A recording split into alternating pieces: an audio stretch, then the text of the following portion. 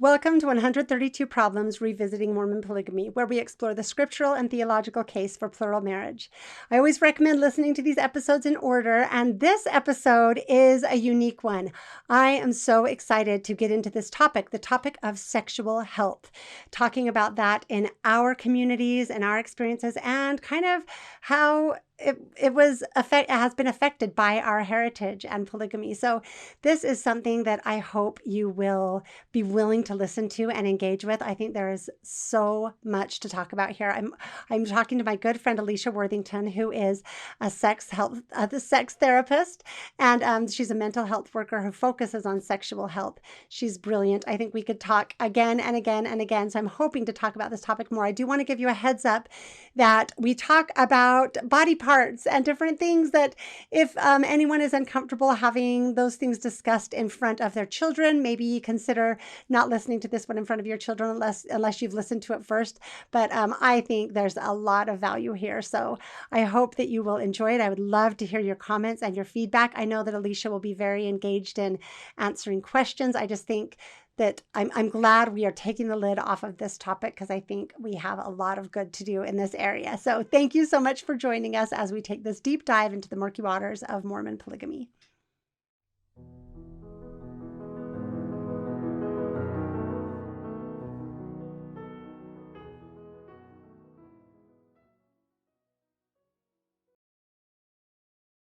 Welcome to 132 Problems. I am, as always, so excited for this discussion. I am here with my good friend from years ago, Alisha Worthington. And I'll give you a little bit of history. And Alisha and I actually were young homeschool moms together. Mm-hmm. And she's the one that I had dreams of my son with your daughter and my son with your, we had all of our kids lined up perfectly. Mm-hmm. So if we still were able to do arranged marriages, our kids would all be married. Yes, they would. But it's great. So anyway, Alisha and I moved, so we haven't been in close contact for many years. And then I just started hearing, I will say that I've always been so amazingly impressed by Alisha because with 7 kids, she felt strongly inspired to go back to school. I remember you going through this and going, what is this supposed to mean? How am I supposed to do this? And so as a homeschooling mom with 7 kids, Alisha has gone all the way through and become a clinical social worker, right? Yep. You did your bachelor's and then your graduate work, and you are currently working full-time as the provider for your family, carrying a full work week with the preparation she got for when her husband was in a situation where he was not able to provide. So watching that inspiration come to fruition in your life and watching your dedication to it and your hard work and raise these amazing kids. I just always have thought the world of Alisha. So thank you. I wanted to invite Alisha on, and we'll talk a little bit more about her because I want you to tell us about the book that you've written and about the work you do. But Alisha is a sex therapist in Utah, among the Mormons primarily. And I think that this is some of the most important work that needs to be done in and for our society. So I'm so excited to have Alisha here to talk to us about a sex therapist. People might think that means that you train people and having, it might sound kinky, not kinky at all. Right. So can you give us kind of an overview of what you do? And then we'll go back and talk a little bit more about your history, but give us an overview of what a sex therapist does. Okay. What that means. Wow, to encapsulate it all. But I started out thinking I would probably be more of a general type therapist, but what I started noticing is that the root of so many problems was either found in sexual trauma or in a current marriage or lack of sex education, or all roads sort of led to sex and sexual health. And I realized that the gaps were just so huge in our culture regarding what healthy sexuality looks like, and that marriages were failing and couples were wanting desperately to try and solve this in their marriage without really having any resources.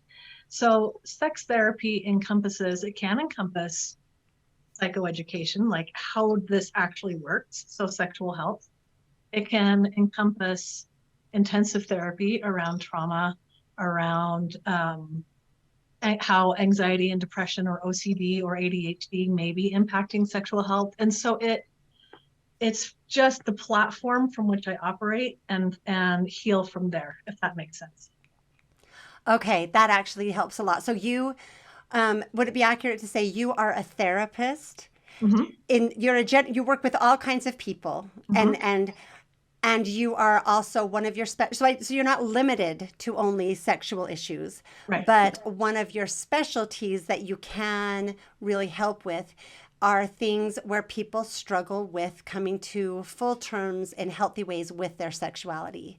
So Yeah. things like pornography or attractions or even just insecurities, Mm-hmm. and all kinds of relationship issues. This discomfort with our sexuality can affect us in a million different ways that can show up in relationships and in just overall mental health. Yeah. It's sort of like, think of a family medicine doctor who can kind of do general things, but you may not talk to that family medicine doctor about your eye health or about Okay. your something a little more specific. But, let me actually give you, we can reverse this if you want to, because it would be as if you might assume that if you went to a gynecologist, they could talk to you about sexual health, but they actually haven't been trained in that. And Right. so most Because therapists, that's actually a mental health thing, not a yes, yes. gynecological issue. Yes. Okay. So most therapists will somewhat think they can talk about sex, maybe because they're having sex, but they actually haven't been trained in it. And so to actually become trained in sex therapy brings a greater depth, brings a greater ability to work with the issues at hand and understand how they may be impacting the person's overall mental health. Okay. Okay. So you're sort of like a general practitioner who has gone on and added a specialist Yeah. training. Yeah. So you're a general practitioner of mental health who's Mm-hmm. gone on to receive training in the specialization of Huh. sexual health. Yeah. Okay. Yep. And so, what other than inspiration, because I remember you talking about this and me not fully understanding, when we were young moms, Mm-hmm. what led you to, you said that you started to notice this, but what led you to start thinking about it that way or to choose this specialization or think there's a need for it? Um, that's a great question. No, so as a young mom, when I was first married, we lived in upstate New York. And I must have already had at that point therapist written across my forehead because people just talked to me. And what I began noticing was people were opening up about their relationship issues and sexual issues. And by that point, I had already started my undergrad in social work. And I had a great mentor, Tom Harrison, who is the co-author on the book I eventually helped write. And his specialty, he had been working for 30 years in sexual health. He had worked with sexual abuse victims, primarily children. And through talking with him, noticing these conversations, he and I both began to discuss, like, why isn't this knowledge disseminated more? Why are all these couples and individuals suffering in silence? And then my little sister, Kristen Hodson, who had by that time also become a social worker, was noticing the same things. And so between the three of us, we decided to write a book about it.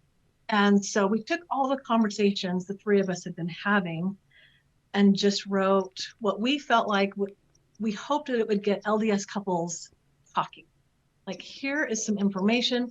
Here are some questions you can ask each other that you might not have asked each other before. And here's some actual information, because the other thing we noticed is that there are a lot of books in our culture that talk around it. Like, it should be bonding. You should have a good time, but nobody says how you actually achieve that.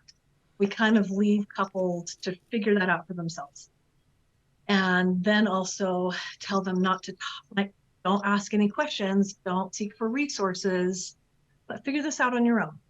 And we set couples up for failure. And so the the goal of the book was to help couples get talking. And then what happens if you write a book is then suddenly people think you're an expert.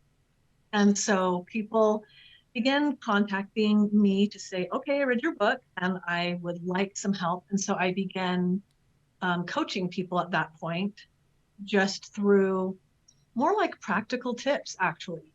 Understanding their anatomy, understanding their spouse's anatomy, understanding what happens, like how to avoid sexual pain, all the things that maybe you think you just have to live with.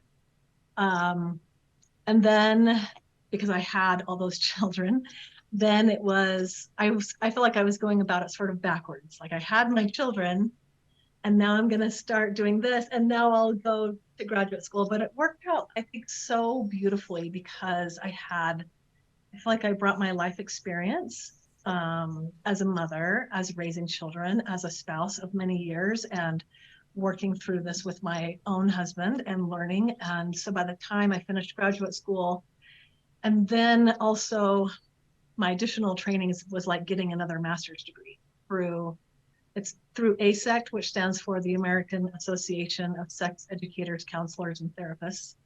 By the time I finished all of that and was ready to step fully here, then I was ready to not only provide coaching, which I still do, or psychoeducation, also the therapy piece. And I just really love working with people in this area. What an amazing story. That is, okay, that's fabulous. Tell us, I have so many directions I want to go. So I told Alisha this will probably be a two-part, a two-episode discussion because there are so many things I want to talk about. First, though, tell us the name of your book. Okay, it's Real Intimacy, and it was published through Cedar Fort. It was published in 2012. What was funny is both my sister and I had nursing babies at the time, and so we would nurse and then like, okay, let's rewrite a chapter. And but it also just, both of us just felt like we got downloaded information. It was just, here it is. So Real Intimacy, Tom Harrison, Kristen Hodson, and I are the authors of that. And then after that, we were on the X96 for a little while taking questions. They dubbed us the Sex Girls. It was funny. My kids were kind of embarrassed. That could mean so many things. I know. Yep. And we did some fun That's so great. I have to like give the feminine thought that comes to my mind. I just love how you were, what do they call it, knack, nursing at keyboard. You know, you have all the typos because you're typing while propping the baby and nursing. Yes. But I love how, like, there really is a similarity there, how the download comes into your mind. It's like, just like your milk comes in, the ideas come in and have to come out to nourish just the same way. Like, that is actually a really profound, a profound thing to have happen. I love that. Yeah. All happening together. Yeah, it was really... Your life mission is in that close of alignment, you know? And as far as I know that this is something we might talk about later, but can I just say how much I love that you inverted the model? I always want to encourage young men and young women, like, invert the model. Don't put off children until you have your degree and your career, because there's never a good time to step aside. And then you're going to be messing with super expensive and super inefficient fertility clinics. Right. Have your babies while you have energy, while you have fertility, raise your children and then start your career. And it's so graceful that way. I mean, it's always a challenge, but I think that is a beautiful model to follow. I love the way you did it. I think I didn't realize, and I don't know if you can, I'm just going to speak now as the old woman in the room, but I didn't realize that going to graduate school in my 40s, was so much easier. I was ready to just really be a student, but also I have so much time to have a full career. There wasn't a need. I think we feel this need to like build everything in our 20s. Gotta have our kids, build your career, go to school, build all at the same time. And I love what you're saying. It doesn't have to be that way. And you have more time than you think. I do. I feel like as a young mom, having a baby at 22, I had him a week after I turned 22, and I like getting to love your babies and have all of that energy. And, that's what you're perfectly designed to do at that age. And then at this age, having the wisdom that I have and the life experience, like you mentioned, like I love the thought of going to graduate school in my 40s Mm-hmm, instead of in mm-hmm. my 20s and trying to, Yeah, I yeah. think, yeah. So any young moms or any young men or young women out there, like really think about that. My mom did the same thing, had her 9 children, then started her music career and was Mm, fantastically successful. It's just such a good way to go that yeah. I advocate it highly. And we have a longer life expectancy, and women have a longer life expectancy too. So even if not everyone has not everyone has 7 children, definitely not everyone has 13 children. People Mm-hmm. can start their careers a lot earlier than even you and I did. Yeah, yes, And, absolutely. And still have you plenty know, of time. plenty of time. Yep. Yeah. So I love that's part of why I was so excited to talk to you too, because I'm like, oh my gosh, you are exactly the role model that I think we should, that I wish more of our society knew that this Mm-hmm. was an option. Mm-hmm. And so anyway, can you imagine having your career that you have now and trying to have a baby with your Oh, full, like, wouldn't it be so much harder be than how you so did much it? harder. Yeah. And I do have to Yeah. send a shout out to my husband who has switched places and has stepped into full-time fatherhood at Mr. home with, Mom. yeah, with our 4 kids who are still at home, and he's doing the thing and I get to go home and eat dinner. I have dinner made for me. It's I so love nice. it. Uh-huh. That's beautiful. Big, huge shout out to Brett. That's Mm-hmm. great. He's a great guy. So, okay, so we covered that part of it. This is what I want to ask you. With your book and with your practice, I think a lot of people listening will be like, oh, my ears are perked up. I need to hear this. A lot of people who haven't struggled in their sex life might be like, what are they even talking about? Mm-hmm. You know, but I think that I kind of want to understand, maybe there's an assumption that sex doesn't necessarily need to be satisfying, that it should be somewhat uncomfortable, that we should just talk around it, that, Mm-hmm. you know, Mm-hmm. and it seems to me that you had the assumption that both men and women should have fulfilling sex lives that are really a high point of their mortal experience, Mm-hmm. that are free from shame, free from any sort of discomfort or trauma or obligation, or that it should be one of the best parts of your life and one of the best parts of your relationship as a couple. Is that Yes. and if it's Yes. not, then something can be helped to make it is, because Mm-hmm. that's why God gave us sex. That's one of the reasons God gave us sex. I'm putting words in your mouth, but that would be my like Absolutely. under okay. I hope I can say all these words, but for example, the clitoris, there's no medical reason for the clitoris. And if you're listening and you're not even sure what that is, I invite you to be gentle with yourself and have compassion for the fact that you don't know this word, because who would have taught you this word? Nobody. So it's okay. But the clitoris is part of the female genitalia that has no medical reason to exist except for pleasure. And so if that indicates to me that God is very interested, okay with, wanting, hoping for their daughters to have a wonderful experience, a pleasurable experience for the sake of pleasure, for the sake of feeling good, that it is okay. There's no reason that has nothing to do with procreation. Um, all of the good stuff on a woman's body is on the outside, all the nerves, all the really wonderful nerves. A woman can have a baby without ever experiencing pleasure per se. But why? Why would there be anything extra? Our Do you bodies know could have what? been designed differently. It does kind of make me think though about, like, just as you're talking, I'm hearing the words joy and rejoicing, that they might multiply and replenish, that they might have joy and rejoicing. I actually think the means of multiplying and replenishing is included in that joy and rejoicing. Sex should be something that is one of the purposes of our joy and rejoicing, or one of the Yeah, means of our joy. Like it all is lumped in. It's yeah, not just that we have a baby, it's that we get to have a healthy, wonderful, fulfilling, awesome sex life that we look yes. forward to, You get to that is multiply part of the your joy and experience. rejoicing. You get to replenish yourself, replenish your experience, not just replenish the earth, but replenish yourself, replenish your Okay. spouse, replenish your marriage. And so, and I love, okay, so there are so many things. I'm sorry if anyone in the audience is uncomfortable. Maybe I'll put, well, the title that we choose for the video will probably help people understand what we're getting into. But I think, again, for a lot of people, this is like, why does this even need to be talked about? We're Mm-hmm. fine.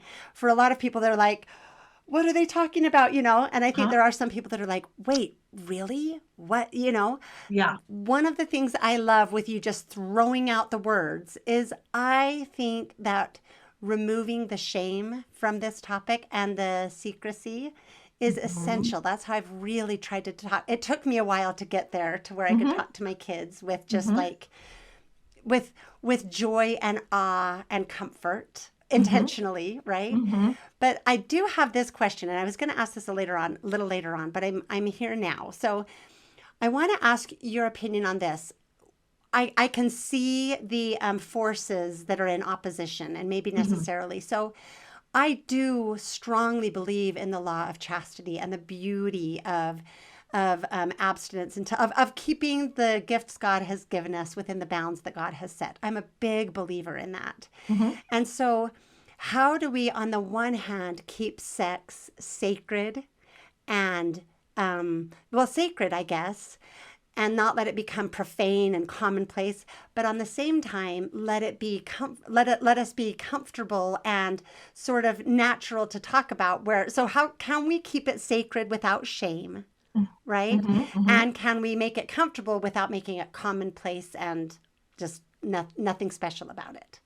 Yes, I believe we can. And I feel like it starts, okay, when your baby is born. Well, first of all, let me back up and say, since the economy changed in the 80s and we're not really based in factories, things like that, the service sector has taken over.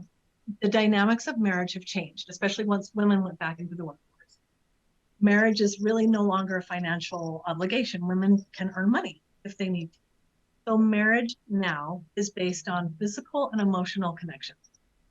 And we are not preparing our young kids, our couples for that knowledge. Like this is where you're going to have to put your work. It's not going to be, I mean, you may end up feeling like financially obligated or okay, we have these kids, let's stay together. But the divorce rate's still really high and it's still really high in the church. And it's mostly based on dissatisfaction still in the sexual relationship or with the emotional connection. So we have to start there.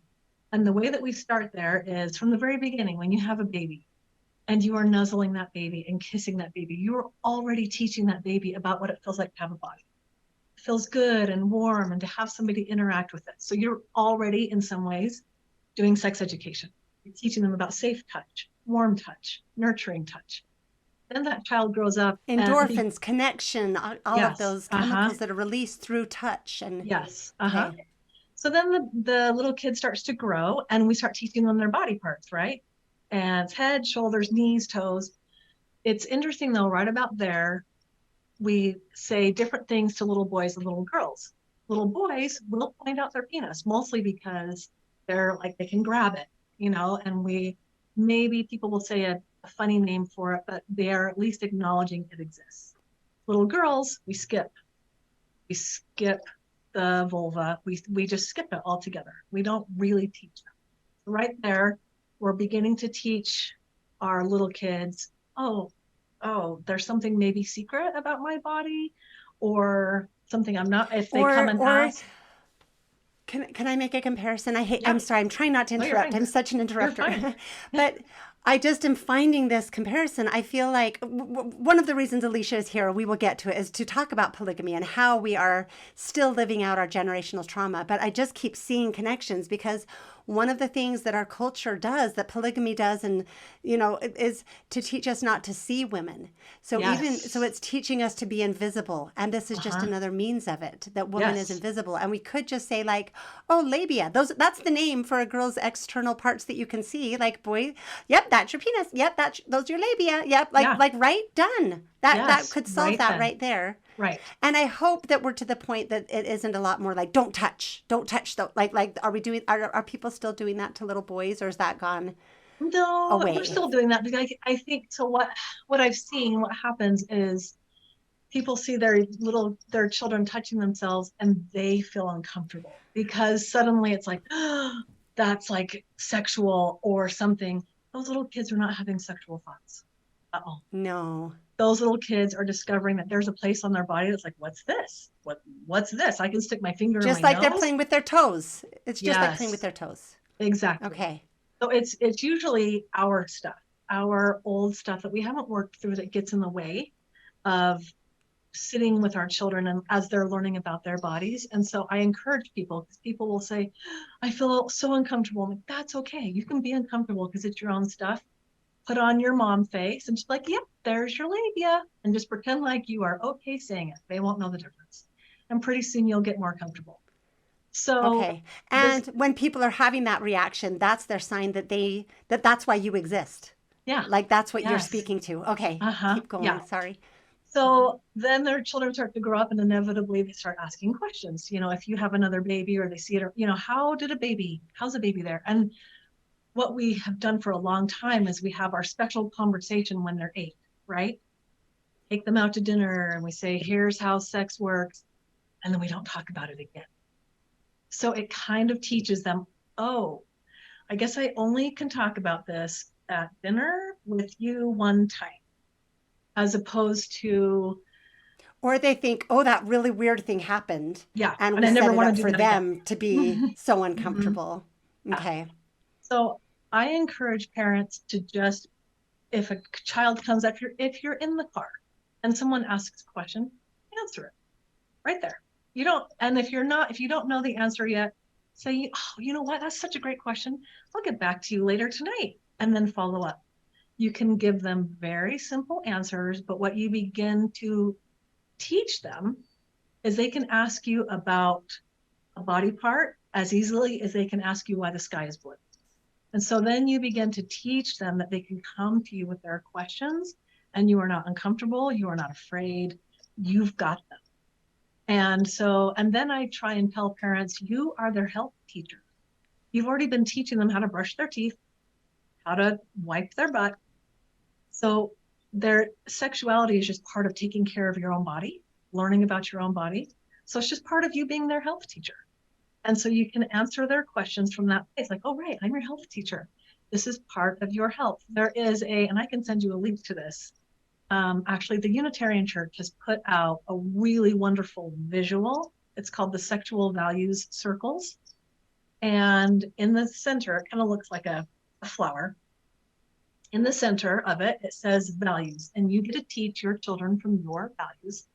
But all it is kind of a comprehensive list of different things that you may want to go over as your child ages. And I like to put that on the fridge and just let my kids look at it and be like, what's that, when they're ready? Just Or, like an alphabet chart. I always had an alphabet chart hanging on the wall. Or yep. a cow says moo and Mm-hmm. okay. I mean, it's just part of their learning Yes, about it this is just part beautiful of their world learning. that God created for us and our beautiful bodies that God Yeah. created. And it's more important than ever because now that kids have access to the internet, parents have to understand that kids are going to learn about this one way or the other. And if you think that they're not going to have access to certain information or questions, you are wrong.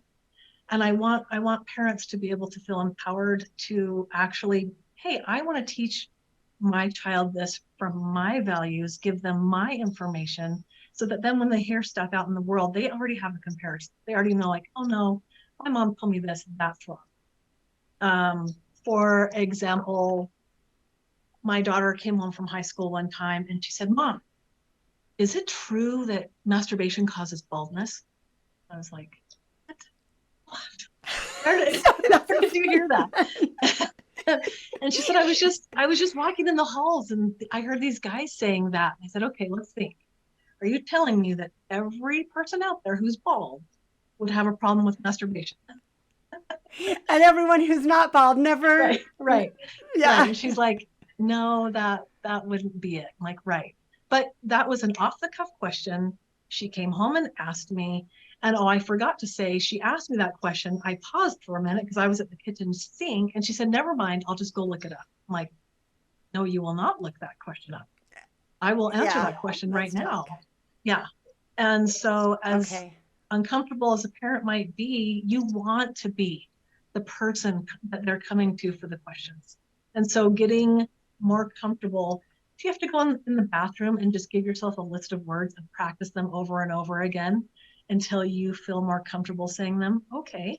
But also research shows that when you give children the proper words for their body parts, they're less likely to experience sexual abuse. Predators look for children who don't have education, because go ahead.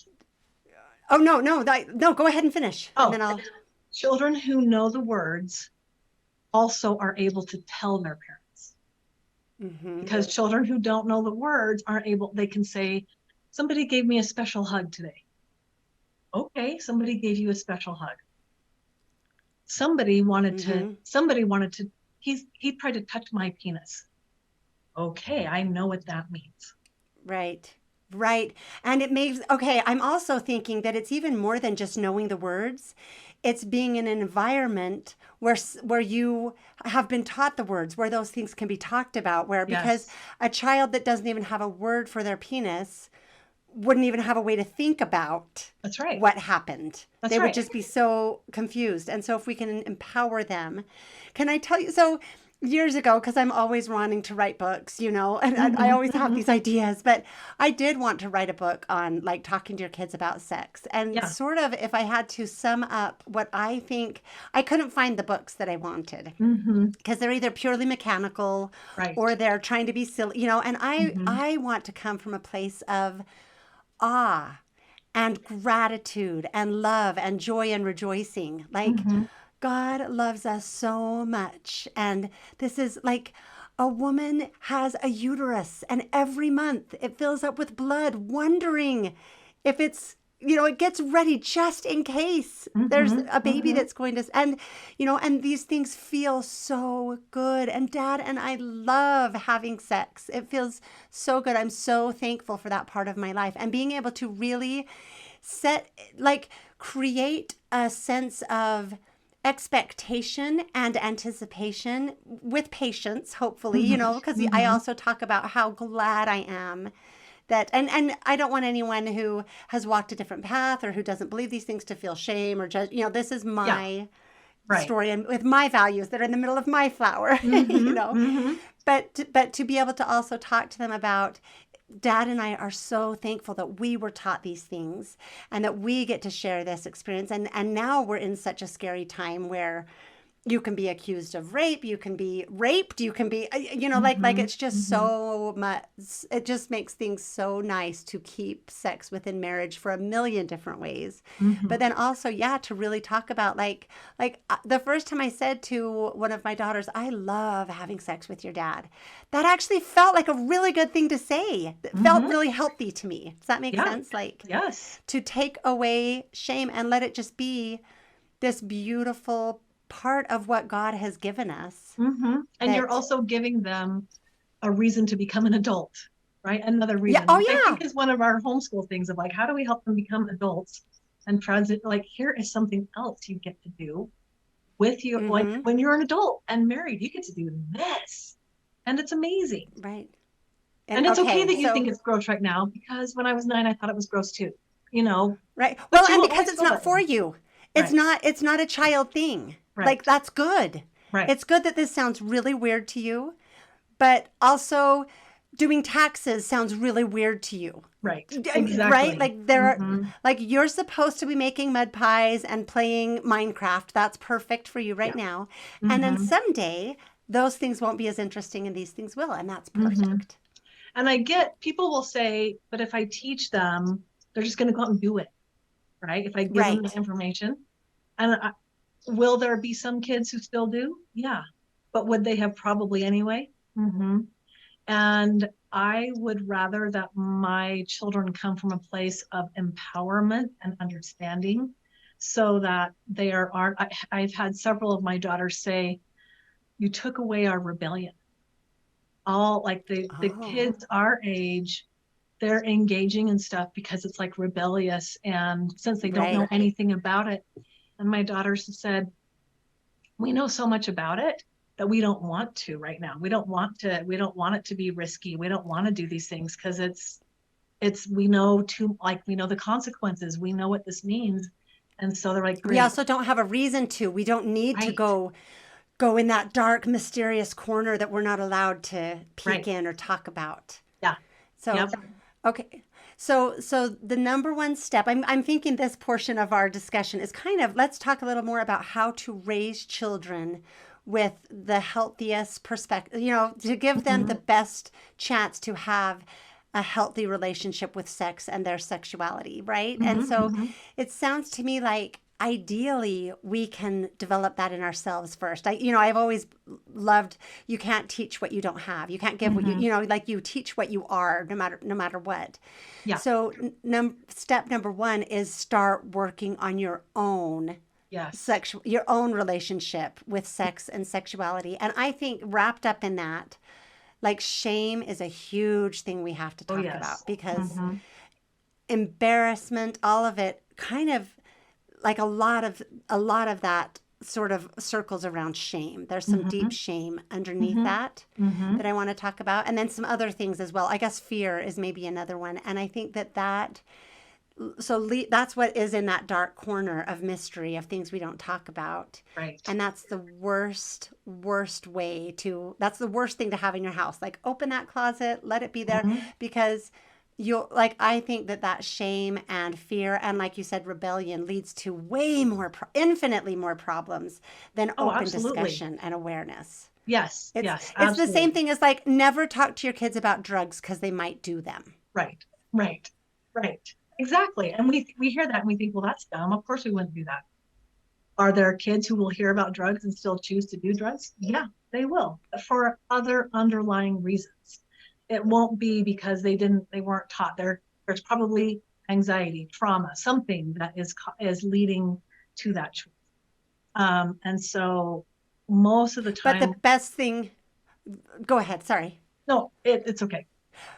But The the best best thing thing is you can do as a empowerment. parent is to teach them these are the consequences of Hmm. drugs. These are some things that really happen. And if you're feeling these ways, these are some other options Hmm. of how you can manage those feelings in ways that don't have the same kind of negative consequences. Right. So we can warn our children Hmm. in healthy ways Hmm. and empower them, and most important of all, I think, open the lines of communication where they can come and say, Mom, you know, so and so had drugs today and I really felt left out and they made fun of me, and Yes. like Yep. and I really was curious, and either I chose to do it or I chose, what, like even if they were Uh-huh. like, and so I smoked marijuana with them, and you can have that conversation about, okay, how does that, Hmm. like I want to remove shame so that we can let our children talk to us about their actual experiences, because I think that relationship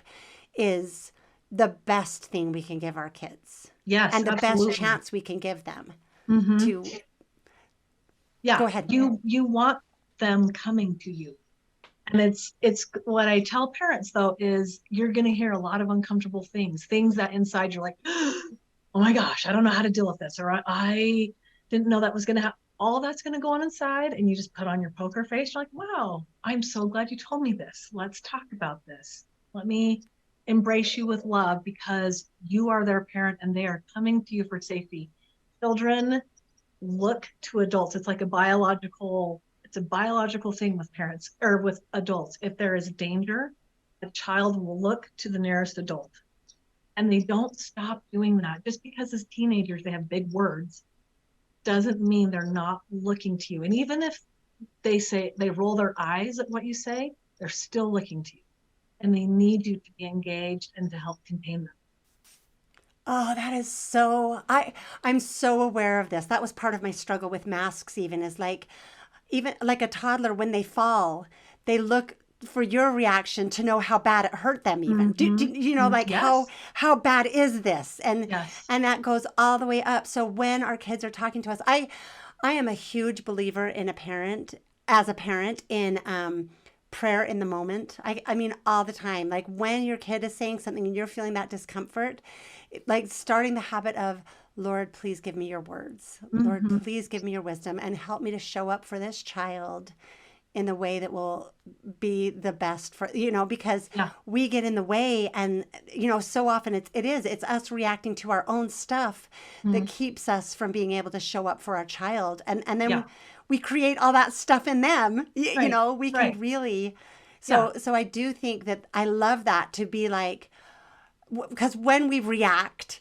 we're showing them, I don't trust you. I don't, this is too scary. This is too Hmm. big. This is too bad. You should be shamed. You should be ashamed. You should be fearful. Yeah. Whereas if we can be in communion with the Lord and inspired and be able to stay at peace, because really that's what the Holy Ghost is. Like the Spirit is peace.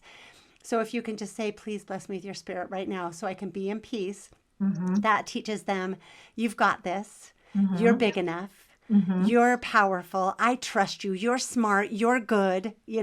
I'm here Hmm. for you and you can rely on me. That is a Hmm. whole different message Yeah. that is so important. Yes. Yes. And I also want to like say that oh my gosh, the importance of repair, because Oh, then yeah. some parents can be like, oh my gosh, I didn't do this, or I handled this poorly, or whatever. It's okay, because repair is amazing in relationships, because they are going to have to do that in their marital relationship again and again and again. So to begin to model for them, going back and being like, you know what? I didn't handle that. You came to me and I didn't handle that really well. I apologize. I would like to try again. Can we do that again? And then it teaches them how to step into relationship. It teaches them that you're still learning. It teaches them that they are important enough that you thought about that interaction and came back.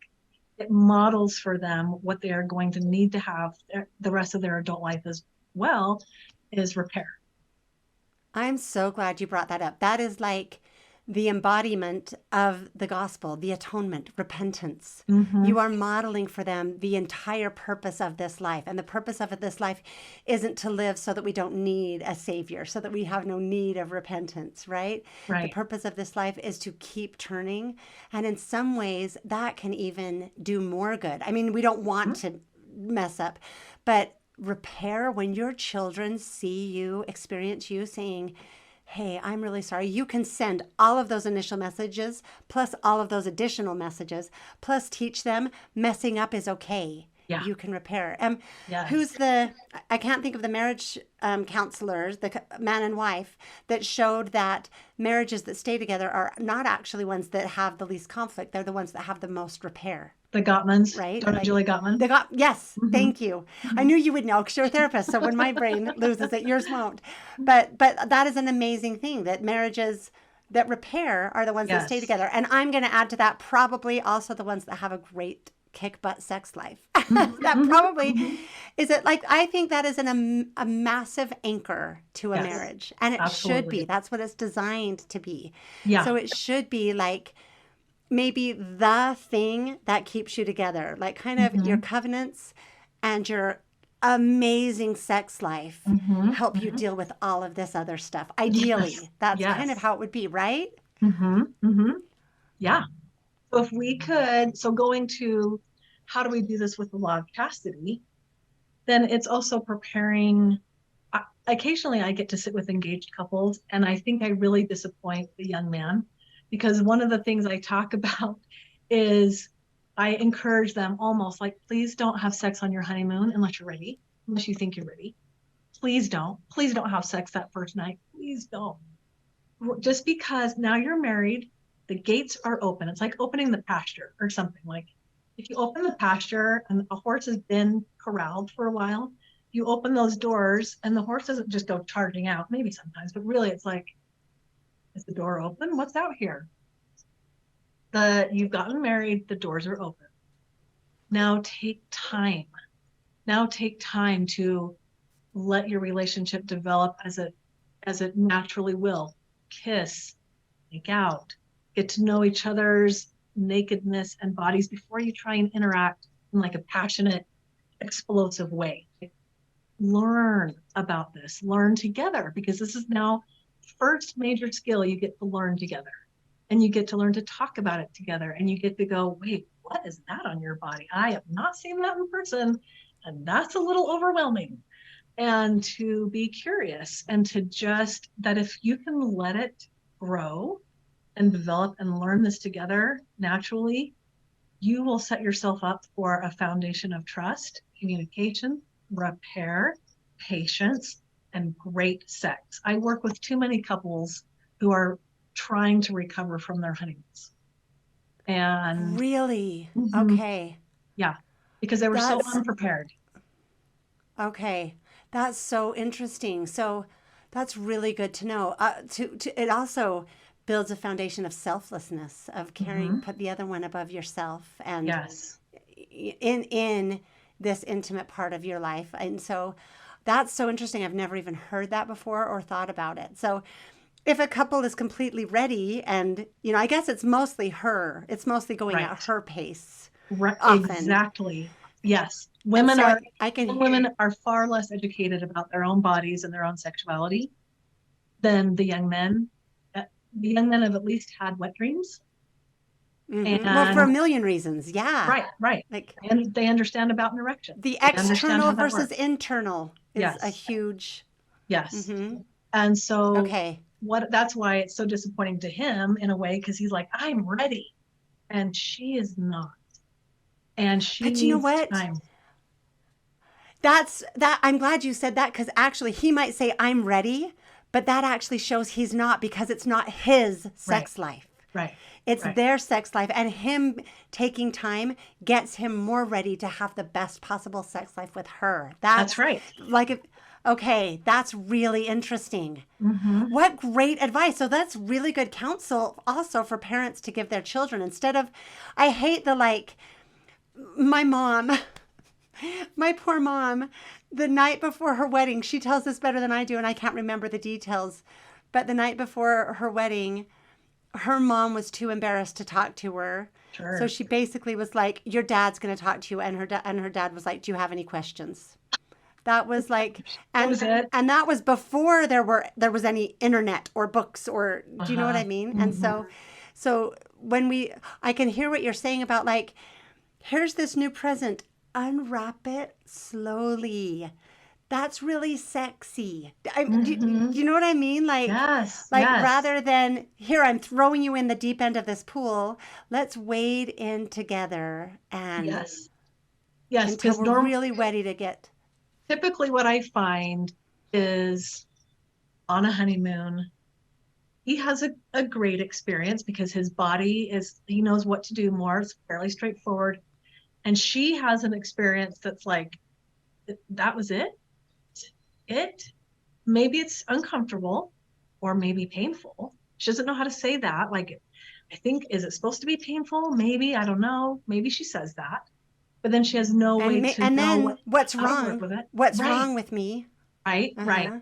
And then she also, because she loves him, wants him to think, oh no, no, it's good, it's okay, it'll get better. And then because they don't know what to do, this pattern continues.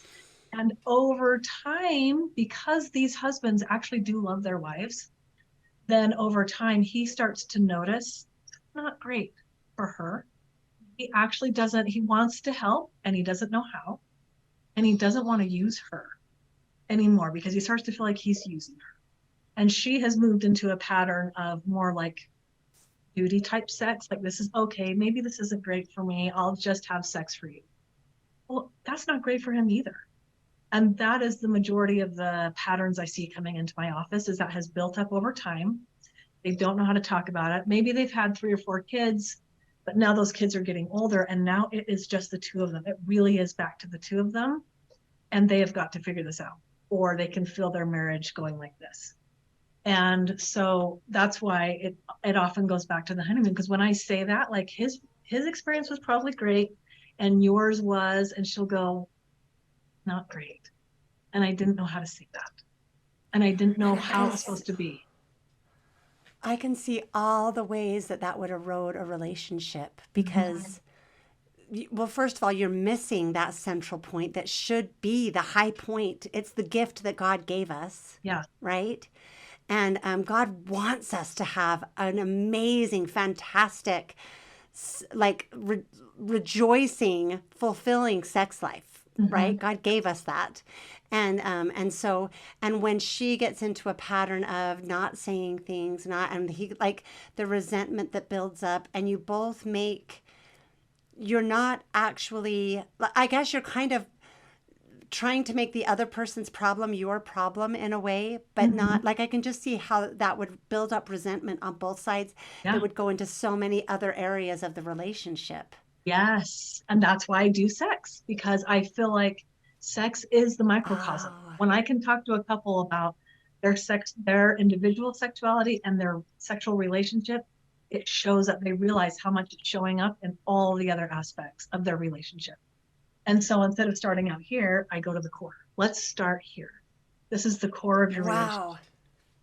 So, okay, it sounded so bizarre and radical when you said don't have sex on your honeymoon. I'm sure I I'm know, not I the only one know, that was like, what are you talking about? I know. We're Mormon. We've been waiting for the honeymoon our whole life. Uh-huh, uh-huh. But what you're saying is like, both of you, when, like, it's so easy to hear the words, both of you need to learn how each other's bodies work. It's so much deeper than that, because in that process you are learning to communicate about the most sensitive, sacred, there's vulnerable things. Yeah, If you can communicate about that, how much does that empower you in the rest of your relationship? If you absolutely. can both learn to read each other's subtle signals and pay attention and be tuned in, and like, there is so much power in that I'd never even thought of. You're blowing my mind. Like, that is, no, seriously, that is Mhm. profound, Yeah. to just think of sex as sort of this tool, this vehicle to really come to know each other Mhm. on, in every way. How do you communicate? How do you show, emotionally, like, verbal, like, in every possible way to come to know each other so Yeah. much better, to truly be one, Hmm. right? Yes. Yes. And female Okay. sexuality is based on safety and security, feeling safe and Okay. secure. And so if an atmosphere is created where there is safety and security, I feel safe to talk to you about something. I feel safe to engage with your body. I feel safe for you to engage with my body. I feel secure that if I say something isn't working right, or that kind of hurt, or that you are going to understand me and you are going to work with me because we've already been developing this. When a woman feels safe and secure, she is much more interested in sex. And okay, and can have a much better sexual experience. Like, Yep. husbands, if you want your wives to really like sex, focus on, and that doesn't mean safety and secure in terms of like put rose petals out. Like, it can't be No, about sex. It has to be no. safety and security in the relationship, in life. Yes. Is that That is okay? exactly it. Mm-hmm. Yep. And So, oh, oh, go ahead. no, I I could want just to go hear on yours. forever and ever and ever. So just go ahead. We can move on. Well, I wanted you to finish that thought. So Mm, it sounded I like you just had something else to add to that I think is important. just the idea that what was that not going to be? Um, it's gone.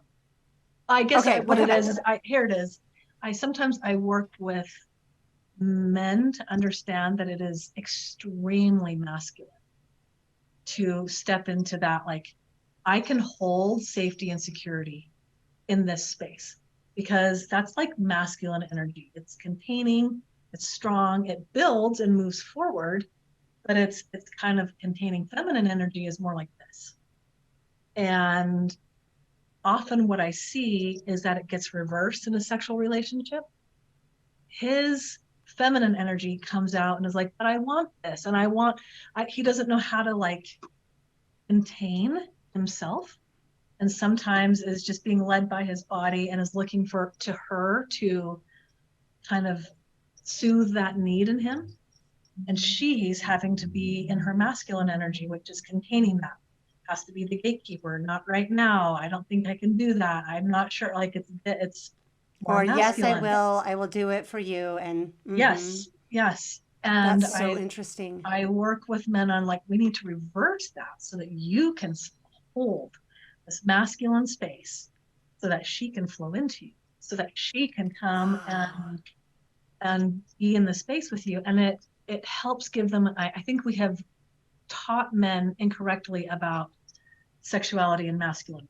It's not what they think it is. Because we've told them, you're like a masculine, out of control person. Like that masculinity means you're an out of control sex monster. No, it doesn't actually. And the women don't need to be the gatekeeper for you. I don't like thinking of my sons like that. My sons are not out of control sex monsters. Same, right. They are wonderful people. I think that this is a whole new aspect, but I think the best one of the family proclamation, that the husband is to protect and provide. And what that means is protect that space. Make your wife feel so safe and secure that she's never going to be pushed. She's never going to be coaxed or made to guilt tripped, or, Yeah. If anything, maybe a husband, if it's a struggle, it could be like honey, I love having sex with you. I want to have sex with you as much as possible. What can I do to make you want to have sex with me? And maybe that's too aggressive or too forward. I'm just thinking there have to be ways to talk about it, to really have that protected space be there.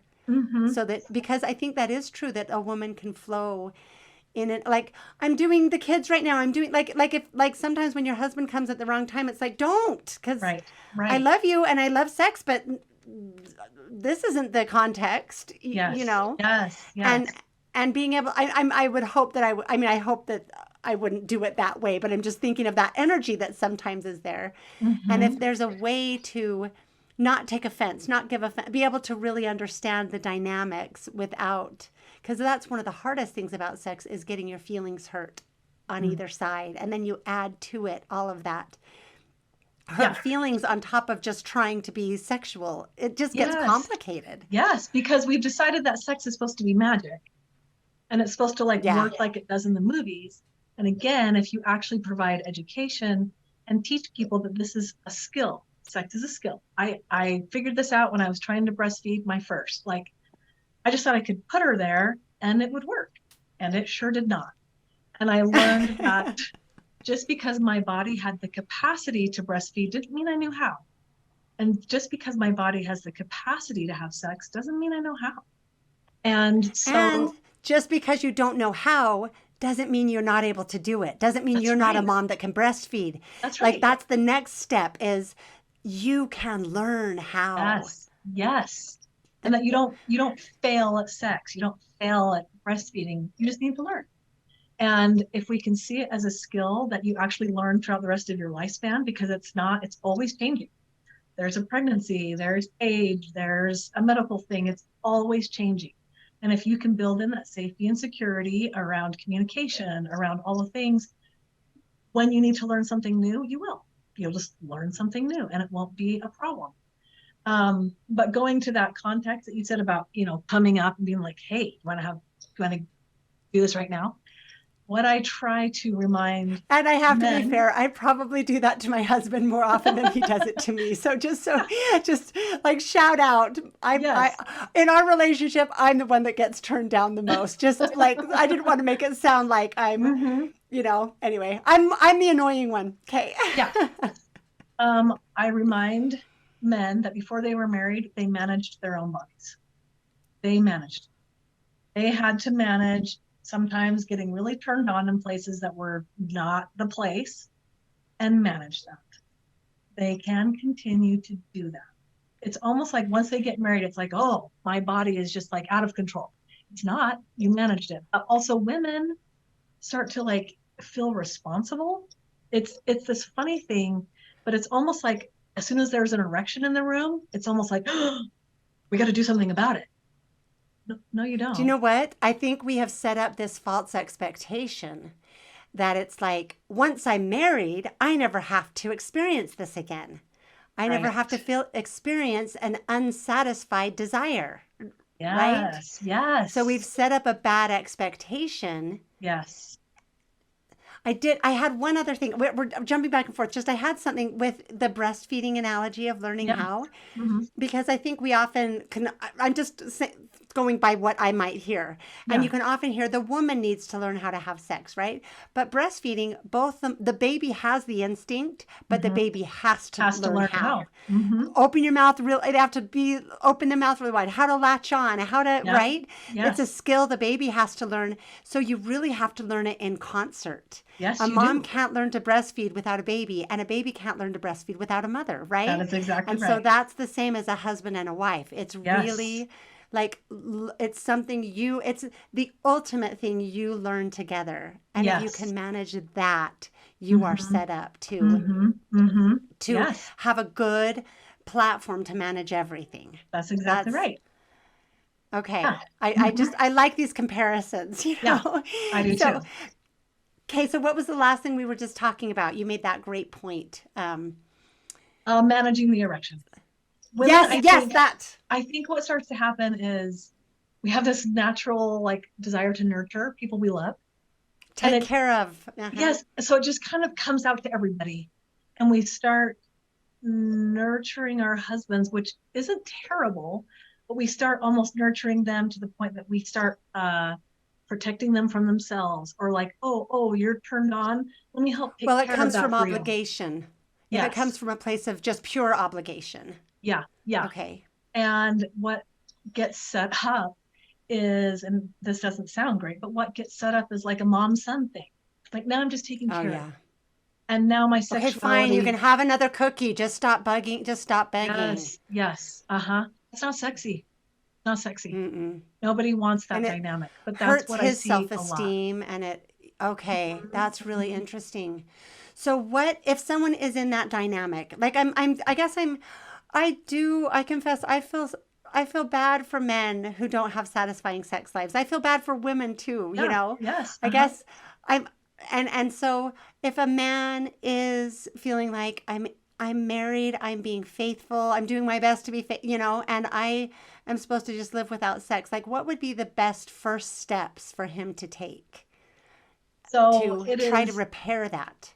it is sitting, like recognizing, so the word is differentiation. Recognizing that your wife is an individual separate from you, and she is having her own life experience separate from you. And if you can step back and see her as an individual, not like, yes, she's your wife and probably has done things to hurt you or things like inadvertently, yes, all of that is true. But if you can step back and go, I wonder what type of experience she's having.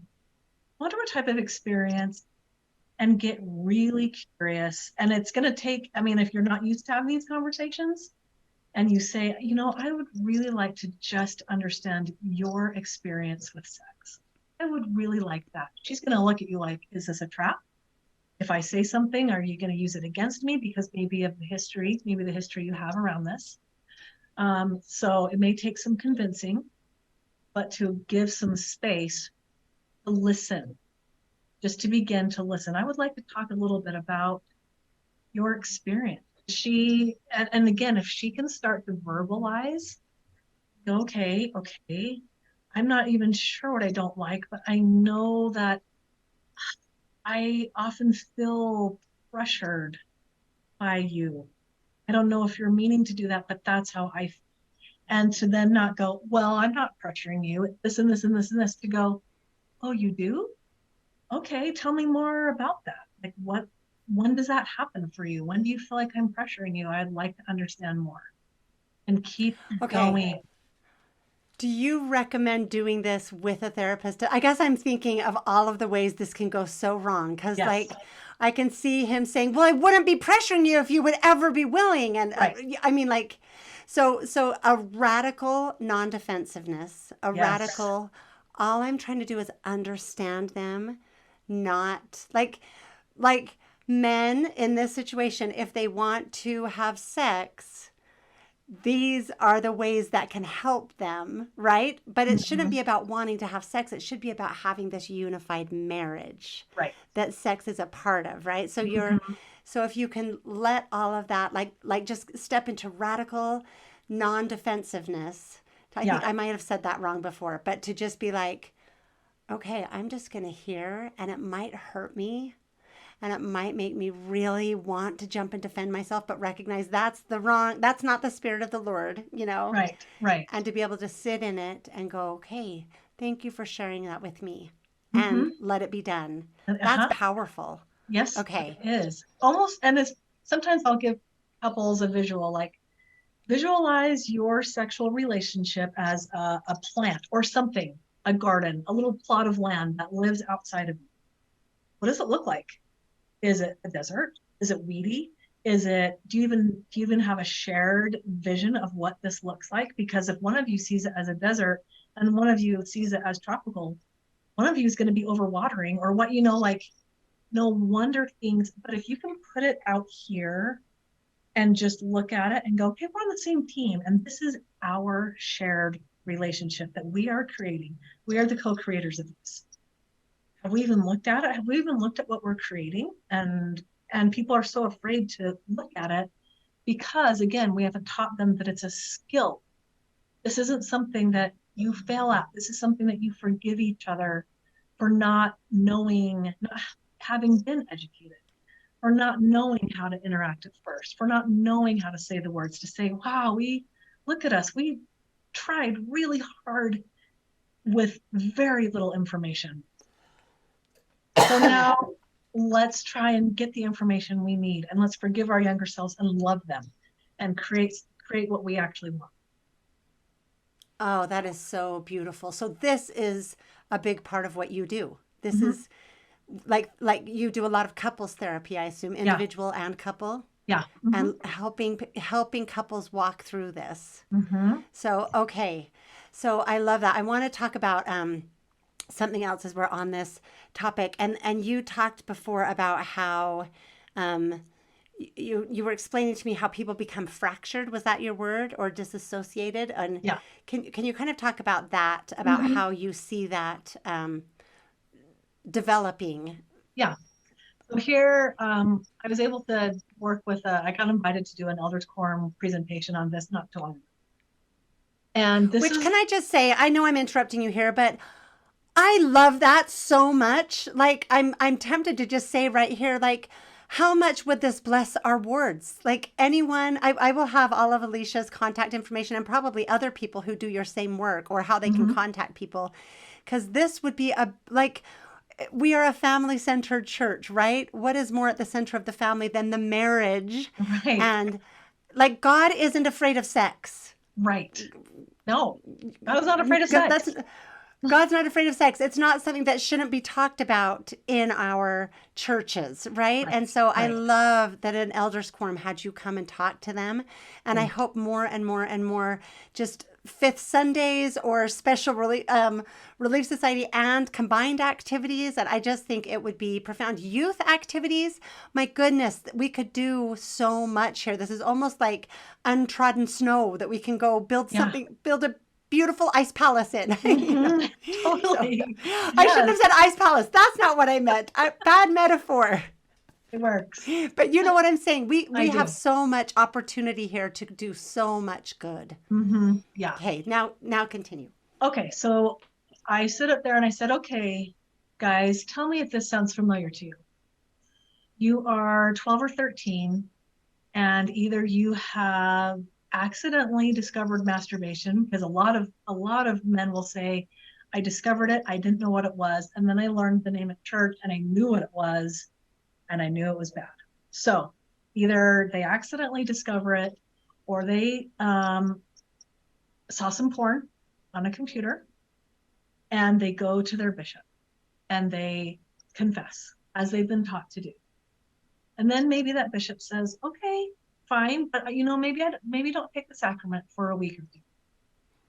And then that 12-year-old boy is sitting in the pew with his family and doesn't take the sacrament. Now we have publicly shamed this because there is nothing else. What has that boy done? Has he robbed a bank? No. Has he stolen a car? No. Like there is nothing else that a 12-year-old boy could have done.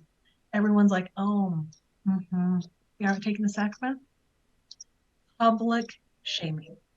So now, Does this happen a lot? I didn't even know that. so I guess I the men in the assumed that audience 12 and all sat 13 there year and old. nodded their heads. Okay, okay. I guess I thought that the boys would be too ashamed to go talk to their bishop. No, because they're still so And like 12-year-olds they're are still still like so innocent. obedient. Yeah. Okay. And so then they Okay. go And and so they talk. talk Yeah. and then they're told not to take the sacrament. That just I guess you're teaching me a lot because I only know my experience. And so Right. okay, So then what does keep that going. boy So do? okay. He's like, oh, I will never go, either I will never go confess again. I have done something horrible. Everybody knows it.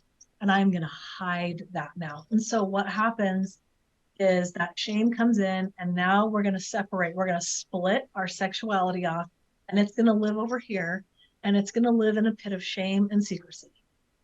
And then what happens is, because it has been fractured, so now this boy shows up to church and stuff, and he's himself, but this sexuality thing with shame is living over here, and he doesn't know what to do with it. So now he starts to feel anxiety around it because he's still maybe getting an erection. He's still like, things are still happening. So now, and his brain goes, oh, we're not supposed to be doing that. We're not supposed to be doing Bad, that. bad, bad. And then I do it because that's what our brain does. And then now I feel shame again. And we have created an absolute shame loop and now it is attached to that sexuality. And now that young man grows up, and maybe they tell someone when they're older, maybe they work with it, or maybe they don't. Maybe they go on their missions and still have this over here on the side. And then they get into their marriage. And because we don't know how to talk about sex, right? They don't know how to say to their spouse, hey, I'm still having this ongoing issue with pornography, and I'm not quite sure how to work with it. And can we work with this together? Or I don't know what this means. It stays secret. And then it makes it very, very difficult to have an integrated sexual experience when part of your sexuality is living over here. And you feel so ashamed about it and shameful. So part of you isn't able to fully integrate with your wife. And And that might be so, part of that expectation is like, I have this horrible shame pit, and marriage is the solution to that. yeah, yeah, And once I'm married, that won't be there anymore because she's supposed to fix it. right. That Or, might be. yeah. And then because maybe the sexual relationship isn't all that it was supposed to be, then there's a returning, because now I don't know what to do Which with all is this anxiety and this grief. And the way that I have learned to manage it is to be in this behavior. And really, underneath excessive porn use is generally social anxiety or anxiety. And so it's around connection and intimacy with another human being. Because I'm going to go tangential for just a second, but there was a very fascinating study too about boys in touch. And that when little boys are born, little girls are born, they receive about the same amount of touch, nurturing touch from both their parents. And then at around age 3, starts to become a split. Little girls fall down, and parents are still like, oh, come here, let me help you. Little boys fall down, and they start to be told, that's okay, buddy, walk it off. Or like, you're okay, you're okay. And so there starts to be a split in like nurturing touch. And there starts to be a split in connect, like, how do I connect with, who do I receive help from? And then boys hit puberty, and there's a bigger split, because it's still socially acceptable for girls to walk arm in arm down the hallway, or to play with each other's hair, and get that nurturing touch. It's not for boys. And so they get touched through sport, which is pushing, violent sports, stuff like that. When they finally get into a marriage and they get this touch, and the first type of touch is like in this sexual experience, their brain goes, oh, touch means sex. And I have been without touch for so long, and that's how I'm going to get it, is through sex, as opposed to also engaged person. I haven't been touched and cuddled in a really long time, and I need a lot of cuddle and touch. So all of that is going on. And then because of the split, and it just all lives over here, like I said, there isn't that connection isn't able to be made. And then maybe again 5 or 10 years in, it's like, I'm still really using a lot of porn, or whatever it is. all of the men in this elder quorum, they all nodded their heads. This has been my experience. Okay. And it just broke my heart for them. I'm just thinking of all those 12-year-old boys. We've got to do better. Okay, so I wanted to I want to talk about a couple of things. I want to really dive deep in with porn, and then I do want to connect it to our heritage because I think that this is actually a bigger problem in many ways in our communities than it is even in the broader world, you know. Yeah. And so those are kind of, you know, so I want to talk about, I guess we'll first talk about porn because I have some thoughts on it. You know, I have said many times that I think like you can find out what spirit you are being motivated by or influenced by what you are feeling if you can tune into that. And if you are, I just think the signature of the adversary is fear, shame, and resentment, blame. Yeah. You know, like for me, that's the like triumvirate of bad influence, as opposed to like hope and love and connection and faith, right? Like right, and those are the opposites. This wants to stay in the dark. This wants to be in the light, right? So you can always see that. Yes. And so I actually, while like my whole motherhood as a young mom, being explicitly taught to be terrified and to be judgmental. I feel like the fifth Sunday lessons, and they would be like, these are the ways, and it's your responsibility to keep this out of your home. And it's this scary video of this thing that's coming in. And like, it's, you know, and we were terrified. I mean, speaking for myself, I was. And I had two boys where you had two, I mean, you know, like we were scared. And I really mourned like for the wife sitting there knowing that's my husband, he's so bad, you know, and this is going to destroy our marriage. And so while I think we all agree that pornography is terrible and vile and we wish it weren't a part of our society like it is, I had to really come to grips with, hold on, this is God's world. God chose to send my children into this world. I can't keep saying, I hate the world. How can I keep my children safe? That's not my job, right? And so what are the best things I can do to help navigate this versus the worst things, which is everything I was doing, acting out of fear and, right? And so anyway, so I've come to kind of think of pornography as part of God's plan. I mean, please don't misunderstand what I'm saying, anyone. This world is God's plan, right? God sent us to this world. God gave us a savior. And maybe God wants us to really get connected to the process of repair, which is just another word for repentance, right? And of learning deeper truth, because I'll share a couple of different experiences, but I really now have come to see porn as not the adversary's goal, but a means to an end. I think what the adversary really wants is to have us in the pit of despair, where we are so ashamed, we are so hopeless, we are so, you know, everything, that we just kill ourselves or do, like, that's what the adversary is going for. And porn isn't the goal.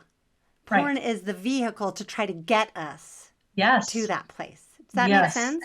Oh, thank you for saying that, because I feel like the focus has been on the behavior. Let's stop the behavior.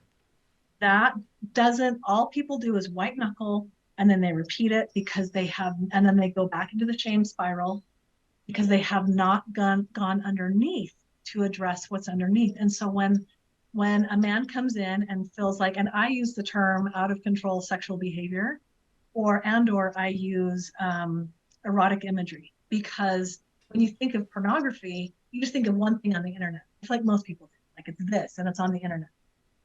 But erotic imagery can be found everywhere. It can be found in books, in music, in all sorts of things. In your imagination. Yes. And so when someone comes in and they are full of shame and anxiety because either they feel like they're going to lose their marriage, They feel like they've got this whole secret. They feel like, I mean, all these things are going on. And I don't start there. I start to go, let's go, what's going on underneath? And they look at me like, wait, but don't I need to confess Fix to the you too? problem. Yeah. And you're my confessor. I'm like, no, we're not doing that. You're not going to confess to me. I'm not going to hold you accountable. We are going to be in relationship, and we're going to sit with your anxiety. We're going to sit with other things going on. And then sometimes spouses get very upset with me because they think that I'm endorsing porn use. They think that I'm not getting their husband in trouble or all the things. And I try to explain to them what I'm doing and the training I've received, as it's sort of like, again, going to little kids. You know, when a little kid is engaging in a bad behavior, you can focus on the behavior, but it just increases the behavior. Instead, you're like, oh, hey, are you hungry? Do you need a hug? Have you had a bad day? You go for Right. When our child won't relationship. stop having tantrums, our first thing is, oh, someone needs a nap. Right? Yes, Like, right. We're oh, not like, they need a nap. stop crying like that. And working on like, okay, every time you cry, you're in You're a trouble. bad child. Yeah. Yes, yes. And so what happens is as I work with what's happening underneath, porn use goes down all by itself. Okay. So, okay. So when you said you use those other words, erotic imagery and out of and not under control, like Out of control. Yep. out of control. The sex life is controlling you rather than, right? Mm-hmm. You're using those words instead of what I think people use, which like I'm addicted to porn. I'm Yes, an yes, addict. And that is yes. so unhelpful It is because unhelpful. And I'll tell it's you why. so fear. What It did you is say? fear. It also, if you are an addict, you're never not an addict. And so that means that you are a slave to your body for the rest of your life, right? Because your body is out of your control. Also, if So it's you're an like this is addict, I'm sober this many days. I'm yes, sober for 500 days, but I'm always yes, still once an yes, alcoholic, always an alcoholic is our idea. yes, yeah. And so then Okay. if you're an addict, then there are expected relapses, right? And all the things that come with it. So that model works for maybe alcoholism or traditional things, but how do you tell somebody what the addiction model causes divorce? Because Yeah. how do you restore healthy sexuality if you cannot think about it? If you're an alcoholic, you don't go to the bar, you don't buy alcohol, like you Abstinence. do. Yes. But if you're a porn addict or a sex addict, okay, so then how are you supposed to restore healthy sexuality with your spouse? Now you have set up, I live with an addict, like you're the addict and I'm the person who has to monitor you. And now we're in this, like, I don't know that I want to have sex with an addict, or when was the last time you did this? It destroys the relationship, For both. destroys it for both. Yeah. Okay.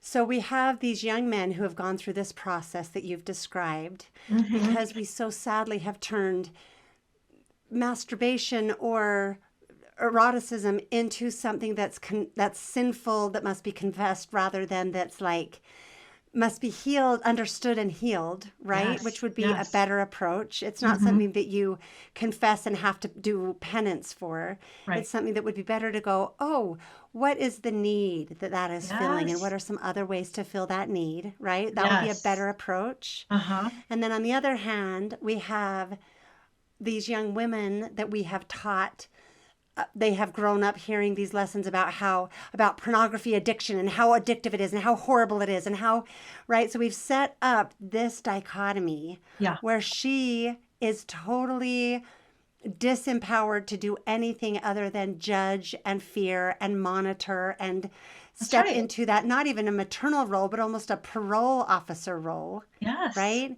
Yeah. And he is in this place of shame and hopelessness and the resentment that can grow from both of them. Yeah.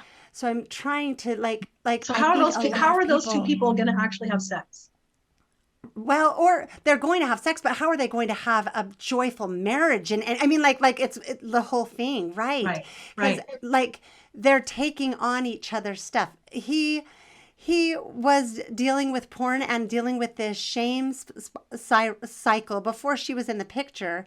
Yeah. But all of a sudden, there's this expectation that marriage is supposed to fix it. So Mm-hmm. now, when she's in the picture, if he uses porn, that's about her. I'm Mm-hmm. not enough. Mm-hmm. I'm not right. But that's Mm-hmm. her putting that on herself. I Right. bet he is desperate for her not to, Mm-hmm. you know? So Absolutely. she and her feelings, I'm just thinking through this, her Yeah. feelings of insecurity and betrayal manifest as resentment toward him, Mm-hmm. right? Mm-hmm. And so his feelings of shame and being judged and manifest as resentment toward himself and to her Yeah. eventually, right? Yes. So this is kind of what we've created where I think like it's so much better if we can teach our children, both girls and boys, this is the world we live in. Mm-hmm. These are like, and we can set this up with our boys by removing the fear. Well, and I know that boys and girls can be in porn. Yes. And we can Yep. struggle with it, but I'm going to just say it's mostly a boy problem. Like, Mm-hmm. right.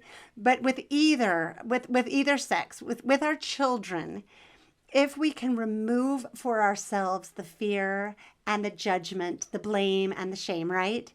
And instead just be like, hey, like just let it be a part of the conversation, just like our sex, just like sex Mm-hmm. in general, and just have it be Mm-hmm. like, hey, I've been noticing that, we're kind of disconnected. How are you doing? And, if you Yes. ever like I know that pornography is something that, I don't know how, I'm not saying it well, but, if it can flow Mm-hmm. naturally with prayer and inspiration to just be like, hey, buddy, I just want you to know you can talk to me. And if you're ever feeling like just dark or, if you don't like the way you feel after pornography, the best thing to do is connect. So just come and connect to me and let's go do something fun to get a better spirit going. Mm-hmm. And Mm-hmm. and maybe we can figure out, what is it that you're feeling that makes you feel like pornography might be the best solution, and how can we connect better so you're not feeling so much shame.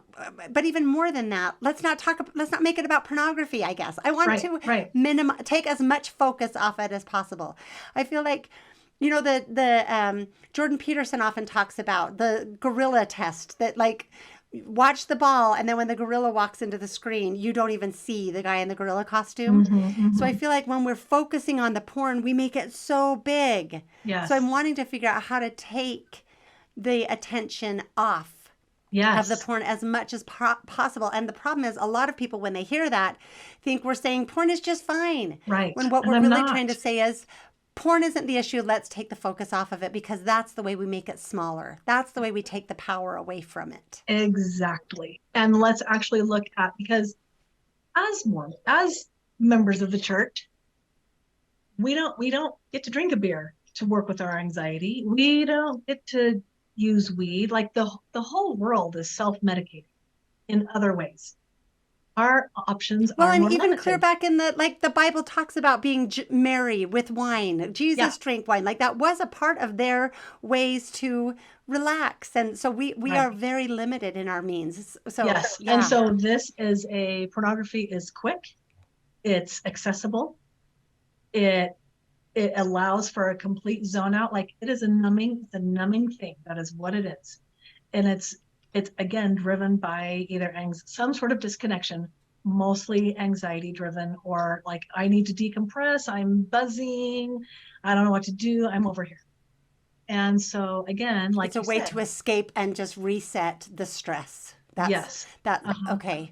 And we haven't necessarily taught our young men how to connect emotionally. And that, that's not necessarily a model they're given. And so that's one of the training I received was from a man. This model was created by a man named Doug Braun Harvey, who is from San Diego. And he started this type of modality in the 80s with men then, and he created support groups for men who were experiencing out of control sexual behavior. And it wasn't like, oh, it wasn't a 12-step program. It was a therapy. Like, we are going to learn how to connect with other men. I am a man. I'm going to connect emotionally. I'm going to learn how to do this in a safe place. I'm going to connect. And that teaching men how to become more relational, that it is okay, to connect and be vulnerable. It doesn't mean you're any less of a man. It doesn't mean all those things. They don't know how to do it because they have been taught, put that away. You have to be the strong guy, put away your fears, put away, like, hold it to yourself, and We're it kind of comes buttoned out. up. Yeah, just kind of buttoned up. Be this straight laced in your suit and tie and Yes, yeah. mm-hmm. And so So okay, so so go he ahead. has a really nice, I would call it a scaffolding for sexual health. They're called the 6 principles of sexual health, and it allows the couple to create agreements around, okay, what is okay and what is not okay, and how are we going to manage this, and how are we going to know when we need to connect with each other more, and what does exploitation look like in our marriage, and if I'm doing something secret over here that you don't know about, that's actually exploitation. I'm exploiting you, and we don't want that. And so how are we going to work with that? It's, again, like you said, it's bringing things into the light and not being afraid of it, but going, oh, this is something that exists. What do we want to do with this instead? Okay. Okay. So back to what you were saying about porn or masturbation as sort of a stress release. Mm-hmm. I don't want anyone to hear that as if to say, "Hey, it's great," like. Right. But I think the point is, if we can if we can recognize that it's a stress management tool, then we can recognize that adding more stress to it is going to make it worse, not better, That's exactly right? right. And it will drive it And then further we can underground. right, it will increase the problem, and we can start going, what are some other ways to manage stress as we're navigating this? Like, Mm-hmm. Yep. and I think a lot about, I did an episode where I talked about, I think, the twofold purpose of the atonement, where the atonement blesses us in two ways. It makes up for all the times we repeatedly mess up, make mistakes, are imperfect as we are progressing. Mm-hmm. And then at some point, when that weakness or struggle is no longer necessary for us, is no longer serving us, the Lord will heal us from it, and that the atonement can heal us, right? Mm-hmm. So I think that we take the power away from you messed up, and instead go, the atonement is great. Do you Yeah. know? I mean, and Yeah. it's not to minimize it's to remove. Shame does not serve us well. No. And if we're aiming up and wanting good things, then we can trust that we're wanting good things, and all of the many hiccups along the way don't change the fact that we're wanting good things, Right. right? Right. Yes. And Yes. so the more we can recognize what this is doing and say, let's remove stress as much as we can, remove shame as much as we can, remove fear as much as we can, remove judgment, and increase connection. And, Mm-hmm. and that there are so many ways I know that this can go sideways, where it can be like, well, you're not connecting enough with me, where, Right. but Right. that's why Right. we need therapists to Mm-hmm. help, Mm-hmm. right? But Mm-hmm. in general, that seems like such a better way to approach this, where she can be taught, if it's him with the pornography habit, and she can be taught, this is not about you at all. He was doing it before you were in the picture. Mm-hmm. You don't need to take it on, and it's an opportunity for you to build up your own inner self, your own Yes. confidence, your own, so you can just see it with compassion, rather than making it so much worse for both of you because you are being victimized by it when he does not want to hurt you. Right. Right? Right. Right. My- Right. And Yeah. so But it's then actually an now you've come to opportunity. another problem, because, and I say this with kindness and compassion, so many LDS women are very underdeveloped sexually, and they are very, very afraid of their sexuality, and very, very afraid of their own sexual power. They're very afraid to maybe feel out of control, or that in their own bodies, or to that overwhelming sense of pleasure can be overwhelming. And because of all the Okay. messages they've received, they feel like they're doing something wrong in their own body, that they should, like, they don't get to experience. And so, as So I'm the more, women are too buttoned up too, in a way, that yes, stay buttoned up, wear a mask. yes. So in some ways, if their husband can just have a porn problem, they don't have to work on their own sexuality. So I love that you said she can work on herself, because if she's just focused over here, then, and so when we start working with this, and I'll say, okay, now we get to work with your sexuality, the amount of fear. And because with men, it's actually easier because we work with their shame and we work with their anxiety. They're pretty connected to their own bodies. They've been fairly connected. It's once we get that away, they're like, okay, yeah, I can step into healthy sexuality. I'm not afraid of my body. I like how it feels. Women are so disconnected from their own bodies and their own sexuality that it is absolutely frightening. And we have to almost like I feel like I put on a mining hat, and we have to like mine way down under these layers to find that root of sexuality that is there and start to develop it. And I have to be so careful and gentle because they are so. And it's Okay. Okay, so this brings us to some other things, some other aspects that we wanted to talk about, because mm-hmm. that is foreign to me. I'm not, that hasn't been my experience. Yeah. And so I'm really, I just feel so much compassion for that. And Mm-hmm. and like I don't want anyone to feel judged at all if that's their experience. That is hard. Yeah. That can't be normal development. I think that is that like one of the things I wanted to talk about is why we see these patterns that we have, because they are somewhat, maybe if not unique, I think they are somewhat unique, but at least they are sort of magnified in our culture, in our Yes. communities. Yes. And so, where does that kind of sexual fear? I would also think there's a lot of shame. Like, it's scary to be that vulnerable. It's got to be a Mm-hmm. part of it. Mm-hmm. Like, I have to feel in control somehow. I have to control this part of myself and Mm-hmm. not. Yes. Yep. So, so talk about how that develops. You kind of talked about how the shame develops on the male side. How does this fear and lack of, Mm-hmm. disconnection develop on the feminine side? It generally starts young because we're not teaching girls about their body parts, or if we do see them touching themselves, parents are more apt to say, stop touching your body. They're more apt to do that with little girls than little boys. So I can't tell you how many women feel such shame around even realizing that they have genitals. Like, that's so uncomfortable for That me. feel good.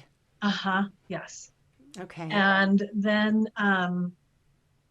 unwittingly, these are not like done with malintent by most parents, but then we start kind of teaching girls that they need to cover up their bodies because boys are looking, and that girls need to be the gatekeepers for the boys' eyes. But again, the boys have a sex drive, they can't control it. And what we're kind of the message we're sending a little bit is, you don't have a sex drive, and Oh, you I'm just are thinking the of, okay, gatekeeper. all of the stories that are so painful to me of like girls at girls camp being told they have to wear t-shirts over their swimsuits because the bishop's coming.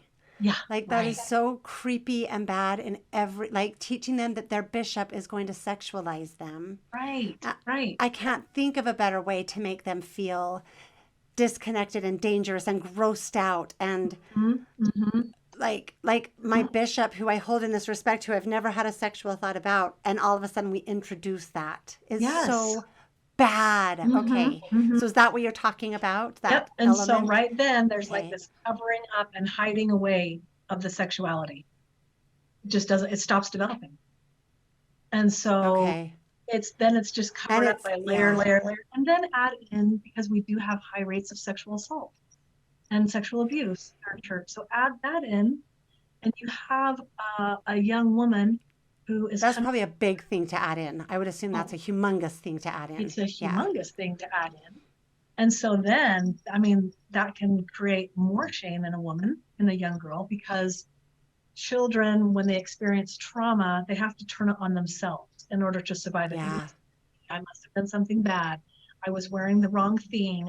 They don't have the brain development, the life experience to know that it was 100% the responsibility of the adult. 100%.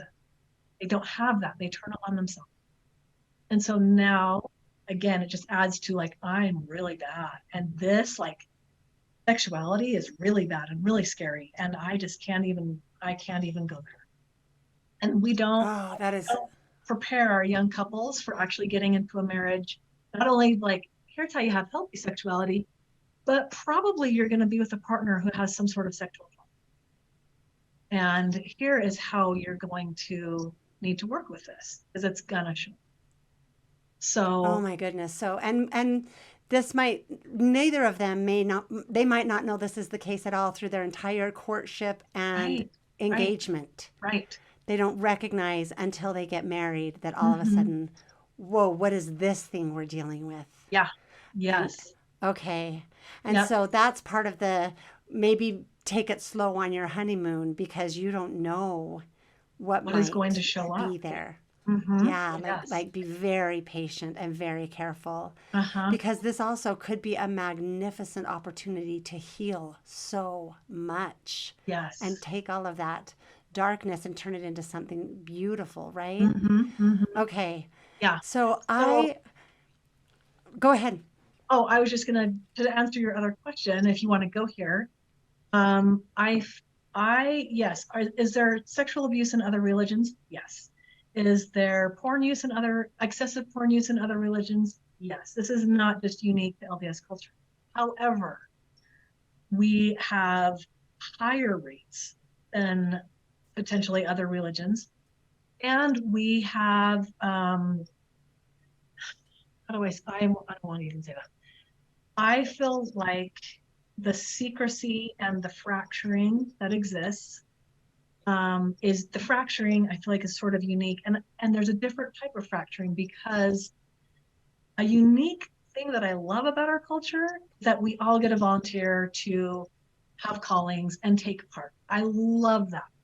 At the same time, we all learn how to sort of compartmentalize people. Like, oh, my neighbor who I just like, he's a dad next door and we go get Slurpees, whatever. Now he's my bishop. Oh, now I have to think of him in this way. And And now, now I confess to him in this shame yes, spiral. uh-huh, uh-huh. And now he's not my bishop anymore. And this person is. And it's like we do this funny, like, oh, now you're this and now you're this. And it teaches our brains to compartmentalize in ways that our religious structures don't have. So there's always a shadow, right? Hmm. There's always an opposition in all things. And I feel like this is the shadow side of the wonderful way that we get to serve in the church is this compartmentalization. So we have compartmentalization and then we have a lot of secrecy, a lot. But we've couched it in terms of reverence. This is too reverent to talk about, or this what we talk Which, about as this. we're having this conversation, I'm realizing that is a really convenient excuse to not be uncomfortable with things we haven't healed Yeah. within ourselves. Yeah. Okay. So just don't talk. We don't talk about that. And secrecy combined with compartmentalization just is like creates a foundation for abuse to occur because Okay.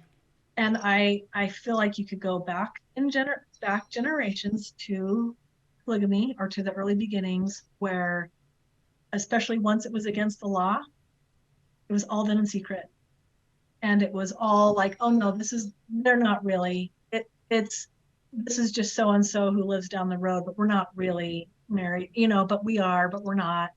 So secrecy, um, which could then creates the foundation for abuse because if you're not supposed to be married to this person and people aren't supposed to know, then he comes over and coercively has sex with you or even assaults you, you're not going to say anything. You don't get to say. Mm-hmm. Or if your child is being assaulted or whatever, nobody says anything. And then that got handed down through all of our generations to where we are still in this place of, oh no, we're not going to talk about healthy sexuality. Don't talk about that. Like any fifth Sunday I've seen on pornography is always the fear, the don't stay away, don't talk about. It's never about what to do. um, and keep things to yourselves. Like it's just keep your pornography over here. We're going to shame it over here. We're going to call you an addict. It's just, but anything with trauma starts to leak out. You have not dealt with, Yeah. if someone has not dealt with trauma, it shows up. It still shows up. The law of the universe is you either talk it out or you act it out. Period. So The end. that Jungian shadow, right? The Mm-hmm. more you try and bury it, the more it's going to just, yeah, it's going to come out with Yes. more force. Just like trying to put Yes. your finger over a hose, Yes. it's going to do And more so, damage. yes. And so I feel like it's showing up in our high rates of sexual abuse. We should not have these rates of sexual abuse within our culture. We should not. We How do we believe compare? Do you know? Are we national are higher average, than? national average is 1 in 4 women, and that could be higher now with Me Too, but national average is 1 in 4. The church is 1 in 3 girls. Oh, okay. And we don't have accurate stats on boys because boys don't report as often, but the thinking is 1 in 7, but they think it's probably a lot higher. Higher than that. Also, it's the way we've defined abuse or sexual assault, because if you start asking a woman and she's like, well, I wasn't raped. I've never been raped. Oh, but I do maybe remember this time um, on my mission when a branch president would call me at 2 a.m. and I didn't know why. This is a story I heard. I had no idea why he was calling me, but it was so weird and it was creepy and I felt awful. And he would say, like, now don't tell anybody. I'm just calling to talk to you at night because I need help. And now years later, she's like, I know what he was doing. He was talking, Oh, and so yeah. that wasn't necessarily assault per That's se, but it was definitely without a consent, coercive, crossing lines. gross, yeah, Hmm. all the things. And so you have things like that that go on. And so you start asking women those questions, and they're like, oh, yes, this and this and this. That's all going to impact their sexual. So there's just a lot of creepiness, just creepy stuff that I think we all have experienced. Even Yes. like being told as a 12, 13, 14, 15, 16, 17-year old that you can't be in a swimming suit if the bishop is there. Yeah, That's a creepy factor that we just it need to is. cut out of our Mm-hmm. and having that be even acceptable, that probably was implemented by someone who had experienced some sort of assault, Uh-huh. like or incest or something that gave them that fear that they Yes. were then putting out on all those girls. And so Yes. Yes. so I think And then we that add to it. Sorry, I'll stop in just a second. But we add to it um, because, and again, the Me Too movement has helped with this a bit. When you have a young girl who maybe is experiencing incest, or maybe she's being sexually abused by an uncle, or a young boy who's experiencing that, that girl probably knows that if she says something, then her whole family gets destroyed. That guy maybe mhm. goes to jail, and it's all on her. And generally, if she does say something and the guy does go to jail, generally the family members have not rallied around her. They rally Mhm. around that guy.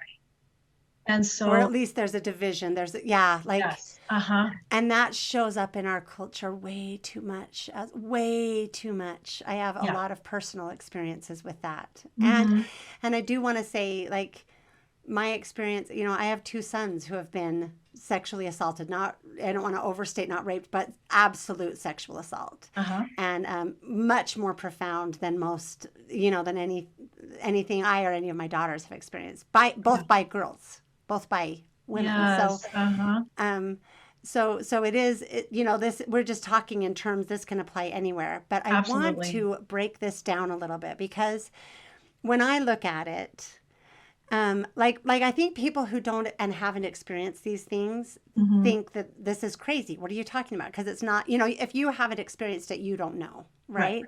And so it's hard. So I'm asking people to just relate that just because it's not your experience doesn't mean it's not somebody's or a lot of Mm-hmm. people's, right? Mm-hmm. But so there's that part of it where we really, I guess I want to be very compassionate to our culture because I think we're Mm-hmm. all in this mess together, right? Mm-hmm. Like Yes. all of us have to heal. And I look back at things I did that I just cringe over, things I might Oh, have said yes. as a young women teacher or, like Oh, yeah. not not knowing. So we've all contributed to it and we're all trying to heal it together, Mm-hmm. right? Mm-hmm. But I look at it, my goodness, when we look at what we have inherited, polygamy is based on the idea that men can't control their sexuality. So many of those early talks were like, well, if we don't have this, we're going to have houses of prostitution. We're going to have like the options are polygamy or adultery and prostitution. Yes. That was, and that still is being said so often by so many polygamists or Mm-hmm. you know. Mm-hmm. So there's no such thing as a monogamous man, and a man is not capable of controlling his sexuality. Right. Also based completely on the idea that women have no sexuality, at least should have no expectation of sexuality and have no need, Mm-hmm. and that they are only there to serve the man, and all they Uh-huh. are is a womb. Because really, Yeah. the polygamous teaching was sex is for pregnancy. So women who who were not available to get pregnant, who either were pregnant or, you know, they wouldn't have sex, and once they were no longer fertile, their sex Mm-hmm. life was over. And Mm-hmm. it wasn't because you said it's about safety and trust, so there was obviously no expectation for women to enjoy sex, Right. right? Right. She Yeah. was there purely as a vehicle to serve the man's needs and the male God's needs, Mm-hmm. right? God needs Mm-hmm. babies born and you're the womb, Right. and the man enjoys impregnating you, and that's what Mm-hmm. matters, Mm-hmm. Yeah. right? So I'm Yes. seeing all of this like no connection, Right. no sexual understanding of her body, right? I No. can't And in even fact, think how. ownership. Ownership. No Once ownership of her body, once female right? sexuality became owned, then it wasn't hers anymore. It's just It in the wasn't. service of. Yeah, it's just we're all like Hagar. I mean, they not we, but they were all like Hagar. Mm-hmm. Her body wasn't her own, and the fruit of her womb wasn't her own. It was going to be Right. a baby for her mistress, right? And Yes. Uh-huh. so that's really interesting. And then the secrecy, and I don't think it's just the secrecy about keep it quiet that we're doing polygamy. I think that's a very mild part of it that actually in some ways when it's the outside world, it's an us versus them, and that can unify us and actually help us be more Mm-hmm. connected than we would Mm-hmm. otherwise be. Yeah. I think what it really is the awful emotions of jealousy of no one's needs are met, not even sexual, but no one's physical, emotional, like no one has Right. their needs met. So there's this massive scarcity and lack. Mm-hmm. So anything hurts, right? Mm-hmm. Like Yes. Yes. so everything has to be kept secret. And my mom talked to me about, so my grandmother was the oldest daughter of polygamists, right? Mm-hmm. Mm-hmm. Fully Mormon, not Mm-hmm. FLDS at all, but Yeah. and but the secret, like my mom, her mother could not say the word pregnant. She couldn't Mm. say the word pregnant. She would say that way. She's that way. Oh, yeah. And she couldn't talk to her oldest daughter even on her wedding night. Mm-hmm. There was this, and even my mom, like I said, I grew up on all of these stories about the Yeah. beauty of polygamy, and it wasn't until even my mom, who has intentionally gone completely the other way. Like I was raised with, I think, a healthy perspective on sex. Mm-hmm. I haven't had any complications like this Mm-hmm. that I don't relate to them, and I credit my mom with that. But even her trying so hard to go the opposite direction, still, she didn't think it was okay to tell the stories about her family. Mm. Like Right. Right. about her grandmother, so the second wife in the polygamous family, the one who was the mother of all the children, Mm-hmm. she was never allowed to say mine. She couldn't say my child. She couldn't say my baby. There are horrible, Mm-hmm. and one of the stories she told me is her rocking at night, rocking her babies, crying, saying mine, mine, my baby. Mm. Like Wow. heartbreaking. And that's just one little tiny part of just the pain Yeah. that was everywhere. So I think the secrecy was more internal Oh, even than external. Sorry, I I'm probably agree. monologuing too long, but Yeah. I'm thinking of all of these things passing down. Men, like I call it the David principle, Hmm. where they have no ability or need, like, why should I have to be denied anything? If Hmm. I have an erection, I should have it satisfied by whoever I think that should be, whether it's that married woman across the way that I'm spying on in the mikveh, Hmm. Hmm. or that child that caused me to have an erection because Right. they were there being a child where I could see them in an Hmm. erect state. I mean, Yeah. Yeah. like this is a mindset we have that has been created, I think, Hmm. Hmm. that has been passed down to us. So that was my big long. I'm sorry, I went on too long, but I would love to hear your thoughts of how, I mean, I do see this as, like, I know both of us feel like we are sort of called to help in this generational trauma that has been Hmm. passed down to us. Yeah, So, because I mean, speaking of generational trauma, so I am a direct descendant of Brigham Young. My grandmother was Lucy Bigelow, and she was one of the youngest and last wives. She married him at, I think he was, what was he, 46, and she was 18. Um, and she and her sister both married him at the same time, and her sister divorced him actually a couple of years later. But my grandmother stayed married. And so that same legacy had been passed down. However, Lucy's daughter, Susa Young Gates, was my great great was the grandmother. favorite daughter. Okay. Yeah, and Susa, we in our family we had her Book of Mormon, and in her Book of Mormon she had underlined different things about polygamy, and on the side it says, "Ask Father about this. I need to understand more." And I think she was not quite sure that this was the way. But what I from different writings that we have of hers, the thing that happened that we now have a word for, and I know it's trendy and it's used all over the place, but the thing that happened so often was gaslighting. Like, and it would be gaslighting by other women to women. Oh no, this is wonderful. Oh no, you're having a good experience. Yeah. Oh no, that didn't hurt. Oh no, you don't. It doesn't matter that child doesn't feel like yours. It's like hypnotic. It I changes. talked about that in like the Great Indignation meeting. In the speeches by the women, they completely deny the reality of what was Yeah, going around them right. repeatedly because they had to, because they were Yes. so powerless. They were in the ultimate abuse Yes. situation, completely isolated, completely Yes. Yes. powerless, Uh-huh. and so So they the they way were that you forced to not survive, see it themselves. yeah. Hmm. Because if you They were, trained themselves to not see, to not see. yes, yes, because they had to survive. Our nervous systems at all times are making decisions based on like, how do I survive XYZ, whatever is happening. This is my best option at all times. And so more often than not, a woman or a person, could be a man, in that type of situation learns to go along, because if you're isolated, especially in that time, if you got kicked out, that could mean death. That could mean, I mean, absolute death. And now we still experience that as human beings, because as human beings, we are social creatures.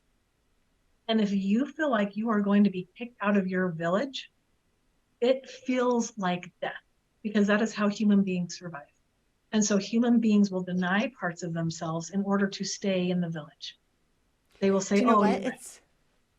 It's the same, I think. You can tell me how we talked about a child must blame themselves and internalize because their only way to stay alive is through the good graces of their parents.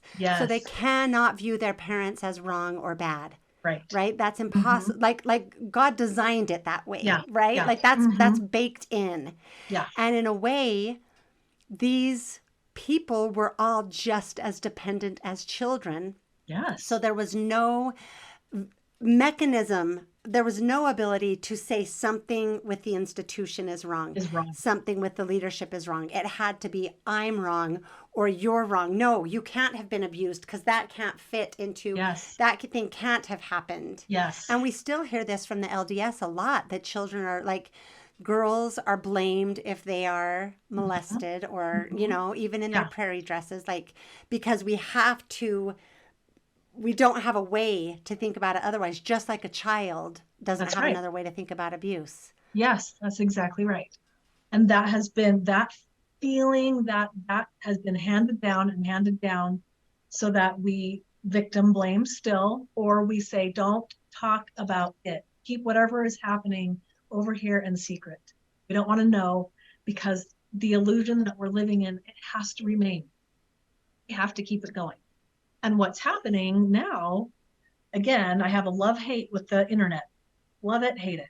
But as more people now have access to information and can go, oh, I think I understand what is happening. We're kind of seeing cracks. Like more people are going, I don't think that I want to continue having coercive sex, or I don't think I want to. Oh, I did experience abuse as a child, and I now have a name for that thanks to information and knowledge. I feel like light is being poured down and shining in all the cracks. And I think it's wonderful and beautiful, because I think it's going to help take us to where we need to go. But it is going to be a painful, painful process, because there are a lot of shadows. And it's going to be, and people don't want to look at shadows. It's very painful and scary. And I don't blame them. It's hard. Therapy is hard. Trying to change a paradigm is hard. Trying to think about your family of origin in a different way is hard and painful. And there's so much grief. And yet we aren't in this alone. We have the atonement. We have light bringers. We have people who are saying, no, we can do this together. We can do this. And it creates a new kind of village that is healthy, but it cannot. I sometimes think of the gospel as an orchard, and that the tree around sexuality just needs to be burned to the ground, and we need to start again, because it has been, whatever root started, it grew up with all this abuse, all this gaslighting, all this coercion, and this tree is not producing good fruit. There are a few people who are experiencing good fruit, but overall, this tree is not producing good fruit. And this is not, like you do in an orchard, we need to prune it away, and that is going to be painful. But I think that is why more and more people, you have more and more LDS therapists who are trying to learn about healthy sexuality. I think there's a reason why women, I feel very called to this as a woman, and it makes people uncomfortable that I would talk so openly about sex, that I would talk so openly about how you can have healthy sexuality. I think I'm called to stand in this space of okay, you're uncomfortable. It's okay. We can be in this space together. If it were only men talking about healthy sexuality, I don't think that would change the paradigm. We have to have more women who can stand in this space. But it's scary. It is vulnerable. That's so true, because it's kind of like, if it's a boy's thing, a boy can talk about it, two men, Right. and they can keep kind of a level of the shame there, because we're not going that next. We're not humanizing. Women can't just be humans with common things. Like if we talk about sex with a woman, we're all we have to get over that next barrier. When you were talking about bringing this into light, and I actually think that's the central purpose of the gospel, is to help us integrate all of our shadows. Like I've said before, but I really, that's how I interpret now, the lion shall lay down with the lamb, even though it's different than that in the scriptures. But I really think it is like, we can come to wholeness. Our shadow isn't this raging lion, and our consciousness isn't this terrified lamb. Yeah. Right? Yes. They can come together and be at peace. And when the only way we have a world at peace is when we are a bunch of people at complete wholeness and peace. Right? And so and in a way, it goes to my podcast. Like, I know there are people that are uncomfortable with what I'm doing, just like there are people who are uncomfortable with what you're doing. That doesn't mean it shouldn't be done. Right. Right? Right. Like, that discomfort is something we should consider and go, wait, do we want to keep living here in this place of buttoned up so tight and being so judgmental, so I can keep denying this part of myself that I'm too scared to get in touch with, or that I'm too ashamed of? And so I think it's really important work that you're doing. Okay, we've talked a long time. I hope people have found this interesting. I thought it was so important. Is there anything else? I'm thinking we might talk again. In the meantime, though, is there anything else you would like to share that we didn't cover? I think the last thing I wanted to say, or is to talk about what it's like to be an LDS sex therapist. Oh, I Because wanted to ask you that. Yes. um, Yeah. I, speaking of shadow, I am asked to hold the shadow. I am asked, I have people are coming in and sharing their absolute horrific stories of pain and confusion, often in concert with their sexuality or something that has happened, sometimes unfortunately with a bishop or an uncle who's a prominent person or an aunt or something that has gone on. And I am asked to hold that and work with them in that. And because I'm a therapist and not the Relief Society president, I I don't get to just say, well, I hope you pray more and I hope you go to church more. I have to go into that pain with them and look around and let them show me every single aspect of that pain.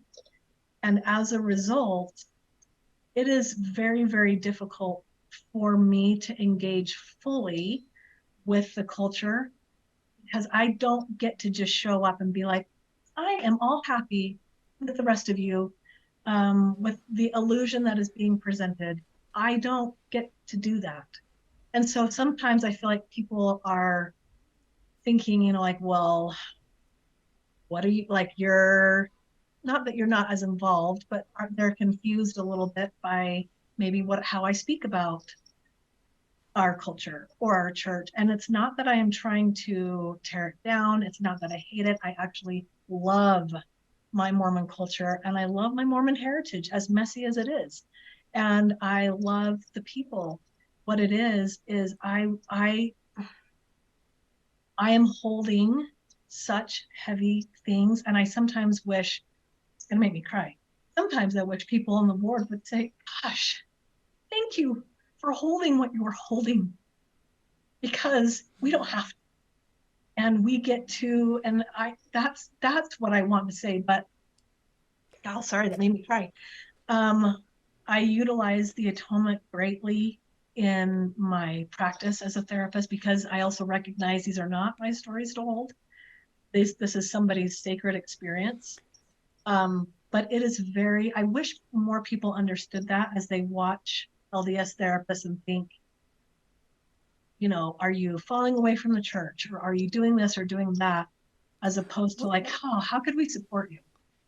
Or what I'm actually thinking, you can tell me if I'm like this is the ultimate ignorance is bliss. All of Yeah, us that don't know what's happening in our communities because we haven't experienced it are able to just really believe that we are this version of ourselves that we appear to be, right? And mm-hmm. so when someone says, hey, there's this part of it too, we don't want to, well, we don't even, again, no, there's not. Right, How could there be that part of it, right? I right, think that's where right, so many bishops that are like, oh, you don't want to destroy his, like they just don't even know what to do. And so right. I feel like what you are doing, at least it seems to me, is you are down being asked to sit with people in the depths of the shadow. This, Mm-hmm. we are the bright, shiny people and we cast a big shadow. And Mm-hmm. you're being asked to sit there and then being asked to go up and interact in the bright, shiny, but you have the knowledge that this is here. So it's Yeah, really hard to be here in the shiny, right? Where the shadow is not welcomed. We're not allowed to right. acknowledge it. I think that's maybe like if Yes. I think your load would be a little bit lighter if we could all be more real. Mm-hmm. We come, I've heard a lot of people talk about like we come to church not we come to church to appear as unbroken as possible, Mm-hmm. right?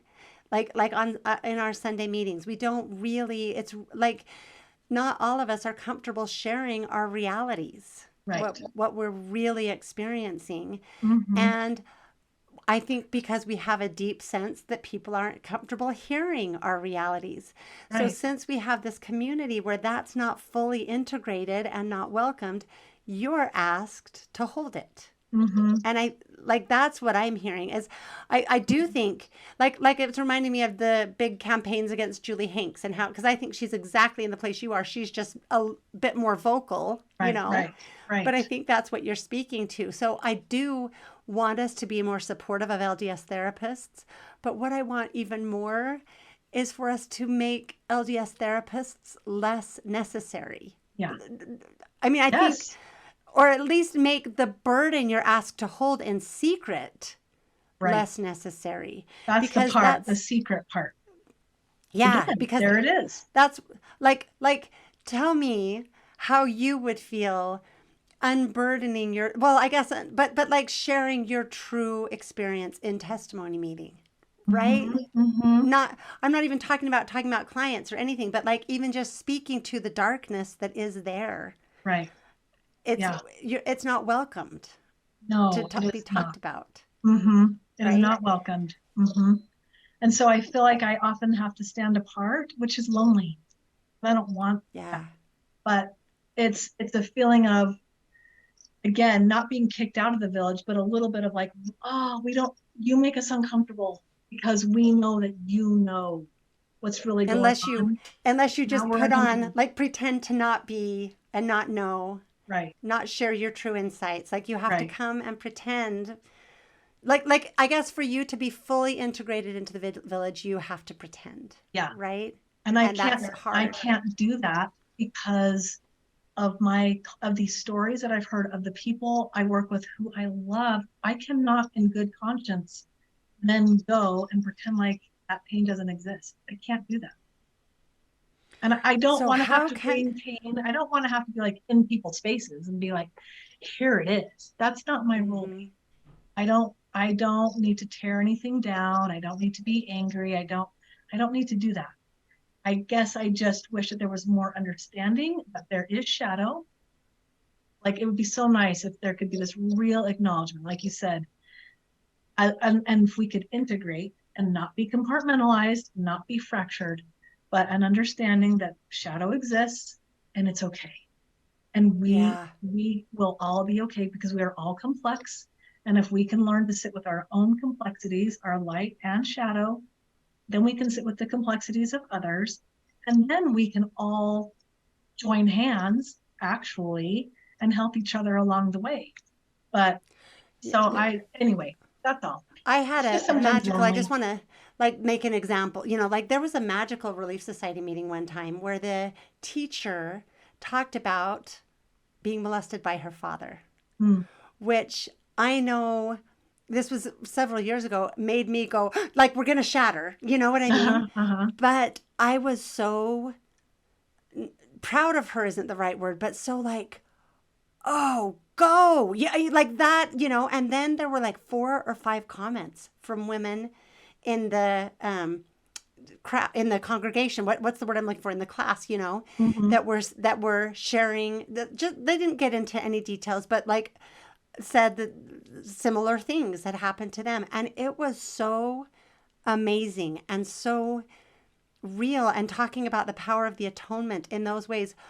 Like to me, I wish we had so much more of that, where Mm-hmm. those who haven't experienced these things can be brought into awareness of what things happen in our very own perfect communities, Right. right? And who those who for those who do carry these things, to be able to be seen and heard without carrying that shame, right? Mm-hmm. I guess that's what I think is one step we can take, is be more willing to show up as our authentic selves. That's what it is. You can't show up as your authentic self Right. and be right. Right. So if all of us can prayerfully and maybe with some support, prayerfully know how we can show up and be more authentic, Mm-hmm. and then at the same time look for opportunities to be more supportive of people who are who are being authentic. That's one Mm-hmm. small thing we could all do right now to start trying to lighten your load and those Mm-hmm. like you. Mm-hmm. Mm-hmm. So, Yeah. Yes. okay, that's amazing. I'm really glad you brought that up. That's so important for all of us to recognize that we don't want to be confronted with our shadow. Like polygamy No. is a big old shadow, and we'd rather say no, God wanted it that way because that Mm-hmm. gas it's gas that's gaslighting, Mm-hmm. right? Yeah. Like this was God wanted it. We don't know why. No, that's gaslighting. It was Yeah. never.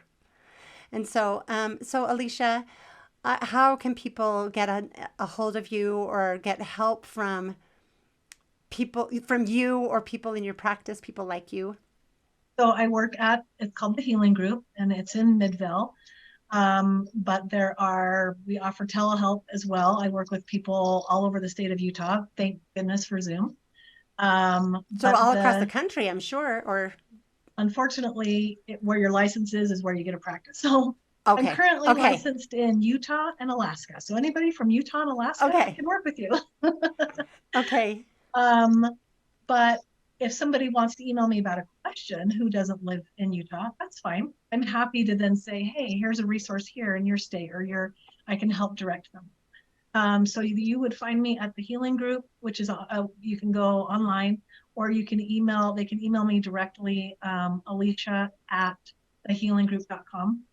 And then I'm on Instagram as, oh my gosh, what am I? Alisha Worthington Educator. So I'm not super active on Instagram, but I am there, and I can interact with people there too. Okay. And if people want to, I hope, have you come speak on a fifth Sunday, or, they can just reach out to you that way and ask, and you'd Mm-hmm. be happy to go. Mm-hmm. And just in closing, I just have this last thought because I'm thinking of the poor bishops who might feel a little beat up, and that was not our No, intention. no. You know, what advice do you have, or like what guidance do you have to help people that are put in these difficult situations to be Yeah. able to do the most good and the least harm? Yes, I think what it is, I've worked with several bishops who are wonderful and really trying to do exactly that. I want to do the most good with and the least harm. And helping them understand, they'll ask me, okay, what's my lane? When am I crossing into therapy that I know nothing about? And so we will talk through different circumstances, and mostly if they can provide, because they get very little training on this. I feel such compassion for bishops who are just thrown in and hear what I hear, but what I'm trained to hear and what I'm trained to work with. They hear this and they're like, I don't know. And they're trying their best. So if they can recognize, oh, this is more than just prayer. Like if there's something doctrinal they can share, fantastic. If there is something from the scriptures they can share to help, fantastic. But then to say, this is out of my scope. I'm a bishop. I'm not a therapist. I'm not a professional. I'm a professional plumber. I'm not a professional therapist. I am your pastoral leader right now. And so this is what I can offer you. I can offer you pastoral care. If you need more, here's a resource, like here are therapists that I know that I trust or whoever. But So bishops it's can refer. That's one thing that yes, they can do is and okay. understanding like what is within their scope and what isn't. And I think we Because have placed, really, bishops are asked to hold a very large shadow as well. yes, they are. That's They are. And I that's a think if you tough. look through human history, the wise person of the village has always played a very important role. The medicine person, it's a very important role of the village. And I think for a long time, bishops fulfilled that role for the community. Um, and now I do feel like well trained, because unfortunately there are not good therapists out there. I do feel like well trained therapists can now hold that space for the community at large. Like we're the little wise people of the village. The bishops can stay more in their lane of gospel teachings and helping people develop Working a with the relationship. youth and Yeah, yep. They getting don't kids have on to carry missions. this. Yeah. Yeah, just refer out. Okay. Okay. Okay. That's good. And always do everything you can. First of all, remember the importance of repair, right? That's one of our Mm-hmm. themes for parents with children, couples, A in bishop. church reactions. Like, Mm-hmm. actually, a repair can make a relationship way stronger than it was before the breach, right? Yes. So there's always repair, and always I'm always wanting people to lean into curiosity and Mm-hmm. compassion and understanding rather than Yes. blame, judgment, or counsel, right? Yes. That's Yes. Yes. Because then that okay. creates charity. Right. Is what we That's for all of want. us as parents and Mm-hmm. spouses and church leaders. So thank you so much for sharing all of this with us. It has been so enlightening. Just, I think, like, who knew how much we need sex therapists in our community? So thank you for all that you do. Thank you for the people you help and the shadow that you carry. And thank you for talking to me today. Thanks for having me on, Michelle. I really have loved this and love that I love your work and the light that you are trying to bring. And I love that, like, I want to go back in time to our young moms and be like, guess what? Guess where you're going to be in 20 years? I I know. don't think they would have believed it. It's amazing. It is. Mm-hmm. It is really amazing. Boy, life's an adventure. Mm-hmm. So, Yeah. okay. Well, I will talk to you soon. So Okay. have a great night. Thanks. Bye. Bye. I know that was a long conversation and I was going to cut it into 2 parts, but I just thought it went better as a whole. So I decided not to. And I also didn't want to cut it down because I wanted it all to be there. So anyway, I thank you so much for joining us. Again, let's have a really good conversation in the comments. There are so many things to talk about here. And I would love to know if you would like to hear from Alisha or other people in her field again, so we can continue to broach these difficult but incredibly important topics. Thank you so much for being here, and I'll see you next time.